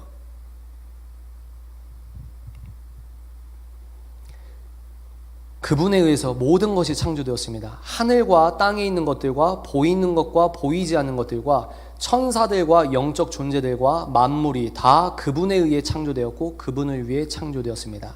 그리고 그분은 모든 것이 있기 전에 계시고 모든 것은 그분에 의해서 유지되고 있습니다. 자, 여러분 2시간 전에 이 말씀을 읽고 여러분이 아멘을 하셨을 거예요. 2시간 동안 1시간 반 동안 제 얘기를 살짝 동안 들었을 겁니다. 자, 여러분이 들었어요. 하층부, 현실 세계, 눈에 보이는 것과 눈에 안 보이는 것, 월요일부터 토요일까지 세계와 주일 세계, 똑같은 예배자의 모습으로 하층부, 상층부 총체적인 신앙생활로 이 말씀 아멘 하실 수 있겠습니까? 그러면 여러분이 겸허하게 아멘 하신 이 내용을 설명하고 설득하고 선포할 수 있게 지적인 훈련이 돼야 돼요. 우리 다음 세대에게 전도할 때는 덮어놓고 믿으라고 하면 안 믿습니다. 물론 여러분 성령께서 전하시면 내가 어버버 해도 영혼이 깨집니다. 아멘이시죠? 전도는 우리의 공로가 아니니까. 근데요, 그렇다고 해서 우리의 모든 노력이 필요 없다는 건 아니잖아요. 여러분들이 이런 다음 세대 30대 중반 애가 20대부터 지금까지 왜 쟤네들이 저렇게 믿지? 왜 하나님을 모욕하는 골리앗이, 문화계에서 골리앗이 하나님 모욕하죠? 법조계에서 하나님 모욕하죠? 골리앗이 우리 주위를 뺑 둘러싸가지고 교회 밖에서 골리앗이 하나님을 모욕하는데 왜 예수님을 잘 믿고 있다고 하는 사람들이 골리앗의 하나님의 모욕하는 소리를 들어도 교회당 문을 닫고 자기들만 쎄쎄쎄하고 박수치고 부흥회를 하고 있는가? 골리앗의 하나님을 모욕하는 소리가 어디에 들렸습니까? 성전이 아니에요. 들판이었지 않습니까? 교회당이 아니라 교회 밖에서 하나님을 모욕하는 소리 듣고 다윗이 죽더라도 저 사람과 싸우겠다. 왜? 하나님을 모욕했기 때문에. 성령이 충만한 건 그런 정직한 성령의 반응이 영적 로직이 아닙니까? 근데 법조계에서든 유치원 성교육 시간이든 하나님을 모욕하는 골리앗의 소리가 울려 퍼지고 있는데 성령 충만을 강구한다는 종교인들이 왜 교회 안에서 이렇게 바보처럼 예수를 믿고 있는가? 예수 그리스도가 온 우주의 왕이라고 하면서 왕권을 저렇게 짓밟히고 있는데 왜 가만히 있는가? 왜? 상층부에 철저하게 상층부에 예수라는 단어를 올려두고 있기 때문은 아닌가? 이게 합리적인 추론이 아니겠는가? 여러분, 이건 귀가 즐겁고 끝나는 시간이 아닙니다. 영국의 모 연구원은 트윗으로 남자는 여자가 될 수 없다 해고됐어요. 3심까지 가서 겨우 뒤집힌 걸로 알고 있습니다. 베이커리 얘기 많이 들어보셨죠? 성소수자라고 하는 사람들이 윤리적 영역을 권리 영역으로 바꾸면서 축하 케이크 안 해준다고 고소해서 그런 사건들이 있잖아요. 과학계에서 성경적 진리를 담고 있는 나의 문장 하나 때문에 통과가 안 됩니다. 예를 들어볼까요? 문화예술계에 벌어지는 얘기 들어볼까요? 하나님의 창조 질서에 의거한 남자와 여자의 사랑의 시나리오를 재밌게 써도 투자 측에서 뭡니까? 여기에 이 캐릭터나 이 캐릭터 젠더 코드 좀 넣으면 좋겠다. 이러면 어떻게 하실 거예요? 어떻게 하실 겁니까? 오스기니스가 말합니다. 지금은요 서구 문명 사회가 아니에요. 2016년에 한국어판으로 저항이라는 책이 나왔습니다. 지금은요 현대성이라는 쓰나미 때문에 우리가 믿음을 공개적으로 일어나서 저항하지 않으면, 내 믿음을 공공연하게 교회당 밖에서 내 믿음을 표현하지 않으면 지금 이 세대는 쓸려가는 시대입니다. 팬데믹 시즌 그 바쁜 와중에 이 클라우스 슈밥이라고 하는 그 경제포럼 할아버지가 쓴 책 제목이 뭡니까? 위대한 리셋. 리셋을 긍정적으로 표현했죠. 위대한 리셋, 모든 걸 다시 시작한다고 하는 거죠. 그게 뭐죠? 유대 기독교 전통 아래 세워진 서구 문명이라는 사회를 인간의 이성으로, 인간의 사회 규범을 다시 세팅해서 윤리 규범을 다시 만들겠다는 거예요. 유전자과의 공학책 그 월터 아이작슨 아십니까? 스티브 잡스 공식 전기 쓰신 분이에요. 그분이 그 다음 쓴 책, 두꺼운 책이 뭔지 아세요? 유전자 공학 그 가위 그 기술 있잖아요. 그 여자 미국 과학자 그 사람 책을 이만큼 썼어요. 그거요 프롤로그만 읽어봐도 하나님의 창조 질서가 완전히 잘려지고 있습니다. 젠더뿐만이 아니에요. 생명공학이든 뭐든 여러분 공부하시면요, 잡독하시면요, 이 책 읽고 저 책 읽고 이러면요 쓰나미처럼 현대성이 하나님을 모욕하고 있단 말입니다. 이건 귀가 즐겁고 끝나는 시간이 아니에요. 언젠간 여러분 신앙이 부딪힙니다. 전제가 뭡니까? 예수 그리스도를 역사적으로 진짜로 믿으면 한국 사회에서 부딪혀요. 왕따 당해요. 모욕당합니다. 견딜 수 있겠냐 이 말이에요. 이런 얘기를 제가 7, 8월에 교회 수련회 스케줄이 꽉 찼거든요. 너무 감사하죠. 제가 뭐라고. 근데요, 청소년 캠프 때 혼전 순결을 여러분 지지하십시오. 이미 넘어진 사람 예수 그리스도 이름으로 회개하십시오. 저도 요즘 애들한테 그런 얘기하는 거 겁나요. 어떤 여대 그 소속 그 교회에서는 저를 불렀어요. 그러다가 이거 캔슬될 것 같은데? 근데 진짜 캔슬됐습니다. 왜? 유물론적 여성주의. 목사님이 얘기를 하는 거예요. 제가 허락했고 우리 교회 리더십도 허락했는데 그 몇 명의 친구들이 너무 극단적으로 반대해서 죄송한데 못 모시게 됐습니다. 지금 그런 사회입니다. 어떻게 하실 거예요? 내가 여기는 행복은 성경에서 말하는 객관적 그 단 하나의 십자가 길의 행복인가? 내가 여기는 복은 예수께서 말씀하신 8가지 복을 실제 내 하층부 현실 세계에서 그 8복을 내가 복으로 여기고 있는가? 다음 세대 과학자들 전도하려면 여러분부터 상층부와 하층부가 합쳐져야 된다 이 말입니다. 아멘이십니까? 할 수 있어요? 없어요? 없어요. 절대 없어요. 두렵습니다. 뭐가 필요할까요? 은혜가 필요해요. 은혜가 어떻게 옵니까? 회개를 해야 돼요. 어떤 회개? 지성적 회개. 나도 몰랐는데 포스트 모더니즘과 예수 피의 복음을 섞어 놓은 거예요. 나도 몰랐는데 칸트와 헤겔의 철학을 예수 그리스도 피의 불순물에 넣은 겁니다. 예수 잘 믿으라고 하면서 내가 세금 갖고 장난질하는 거예요. 예수 잘 믿으라고 하면서 내 신용카드 내역서가 떳떳하지 못한 겁니다. 평양 대부흥의 시초가 뭐라고 했죠? 질적 부흥. 우리가 진짜 회개할 때 하나님께서 복음의 역전을 대전 대덕 연구 이 개발원에 부어주실 줄 믿습니다. 3가지만 말할게요. 첫 번째, 기억하십시오. 우주에는 자연적 피조물과 자연적 피조물이 함께 있으며 우주 밖에 하나님이 이 우주를 창조하신 겁니다. 우연이 아니라는 거죠. 이것이 역사적 사건, 하층부라는 걸 그대로 여러분들은 믿으시길 바랍니다. 두 번째, 예수 그리스도의 부활은 역사적 사건이며 우리가 믿는 예수님은 역사의 예수님이라는 사실을 믿으십니까? 여러분의 믿음은 이원론적으로 분리된 상층부 믿음인지 아니면 총체적 믿음인지 끊임없이 점검하시길 바랍니다. 마지막 3번째, 만약 창세기 1장 1절이 사실과 역사라면 이게 중요해요. 왜 과학주의가 사단의 가장 강력한 도구냐면 기적을 못 믿으면요 예수님의 부활이 소설이 돼요. 이 자연계에서 과학주의적으로 우리가 생각을 하다 보면 신학이 그 물을 타서 자연주의적인 그 유신론적 실존주의의 대표주자가 칼바르트 아닙니까? 이 칼바르트를 다 무시하는 건 아니에요. 그냥 유신론적 실존주의로 칼바르트의 성경론을 보면은 성경은 오류가 있지만 그래도 성경이다. 이게 이제 한 센텐스로 요약이 되는 거거든요. 신전통주의라고 하죠. 근데 그건 좋은 의미가 아닙니다. 그러니까 이걸 역사로 믿냐는 거예요. 못 믿으면 불순물, 맥주 한 캔 생각하세요? 독립적인 거, 자율적 생각, 이건 아닐 수도 있지라고 하는 상대주의가 잘못 들으면 어떻게 됩니까? 예수 그리스도의 부활이 소설이 돼요. 신화가 됩니다. 예수가 인간이 되는 거예요. 여러분, 우리가 왜 이렇게 피곤하게 살려고 하십니까? 오늘 비가 많이 와서 저희가 서울에서 차를 몰고 오는데 오산 지날 때 이 경보가 떠요. 오산 지역 호우주의보. 또 대전 내려올 때 대전 지역 호우주의보. 저 어떻게 느꼈냐면 와, 하나님 너무 감사합니다. 이렇게 엄청난 사인을 주시다니. 왜 이렇게 비가 이렇게 내리는데 호우주의보가 있는데 여러분 왜 이 자리에 모여서 9시까지 왜 이 고생을 하십니까? 저도요 당장 오늘 이상하게 편집돼서 공중파 나가면 저는 국민적 쓰레기가 되는 거예요. 왜 이런 정말 부들부들 떨리는 벼랑 끝을 걸어가는 느낌으로 이 목소리를 계속해서 유튜브라는 세상 플랫폼에서 내고 있을까요? 왜 그럴까요? 왜 고생을 사서 할까요? 왜 그럴까요? 예수의 부활이 역사적 사건이기 때문입니다. 아멘이십니까? 만약 예수님의 부활이 역사적 사건이라면 여러분의 지성체계는 어떻게 교정 또는 전복이 되어야 하십니까?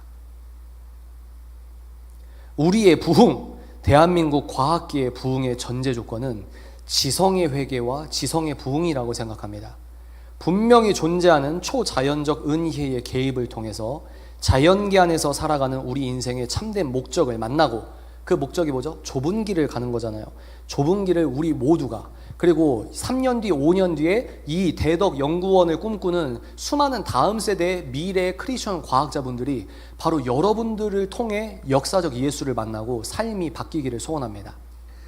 요한복음의 진리를 선포하고 기도하겠습니다. 요한복음 14장 6절입니다. 우리 모두의 고백이고 오늘 대전에서 우리가 올려드리는 고백이라고 생각합니다. 나는 길이요 진리요 생명이다. 아멘. 기도하겠습니다. 아버지 하나님 감사합니다. 우리 모두가 부흥을 원합니다. 우리 모두가 하나님께서 대한민국을 살려주시길 원합니다. 우리 모두가 대덕연구원에 살아있는 성령 하나님의 운동력을 원합니다. 주여, 우리부터 회개합니다. 나는 몰랐으나 나도 이원론적으로 생각하며 그렇게 신앙생활 했던 것이 떠오릅니다. 이 떠오르는 생각을 주시는 분이 성령 하나님이시니 우리 모두 지성적 회개를 통하여 주님 앞에 엎드립니다.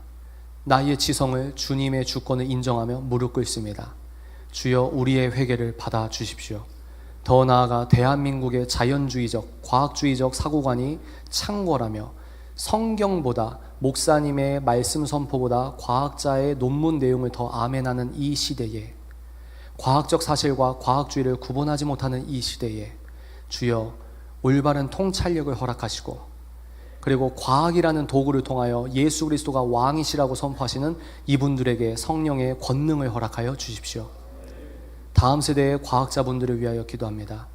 우리 어른 세대분들께서 이렇게 간곡히 기도하시고 열정적으로 선교하시는 이 마음을 받으시고 주여, 우리를 살려 주시옵소서. 이곳에서 우리가 들었던 이야기가 귀가 즐겁고 끝나는 단발적인 이야기가 아니라 오직 역사적 예수를 믿고 따르길 원하는 우리들의 실제 고백이 되게 하시며, 하층부와 상층부가 합쳐진 총체적인 믿음의 고백으로서 예수가 왕이시라는, 예수의 부활이 나의 구원의 결정적인 사건이시라는 그 예수께서 실제 이 우주와 물질계를 오늘도 주관하고 계시다는 것을 우리 세대가, 이 대한민국이 선포하는 땅이 되길 원합니다. 우리가 올려드리는 모든 영광을 오직 살아계신 역사적 예수 그리스도 한 분께서 독차지하시며, 이 모든 말씀 나사렛 예수 그리스도 이름으로 기도합니다. 아멘. 감사합니다.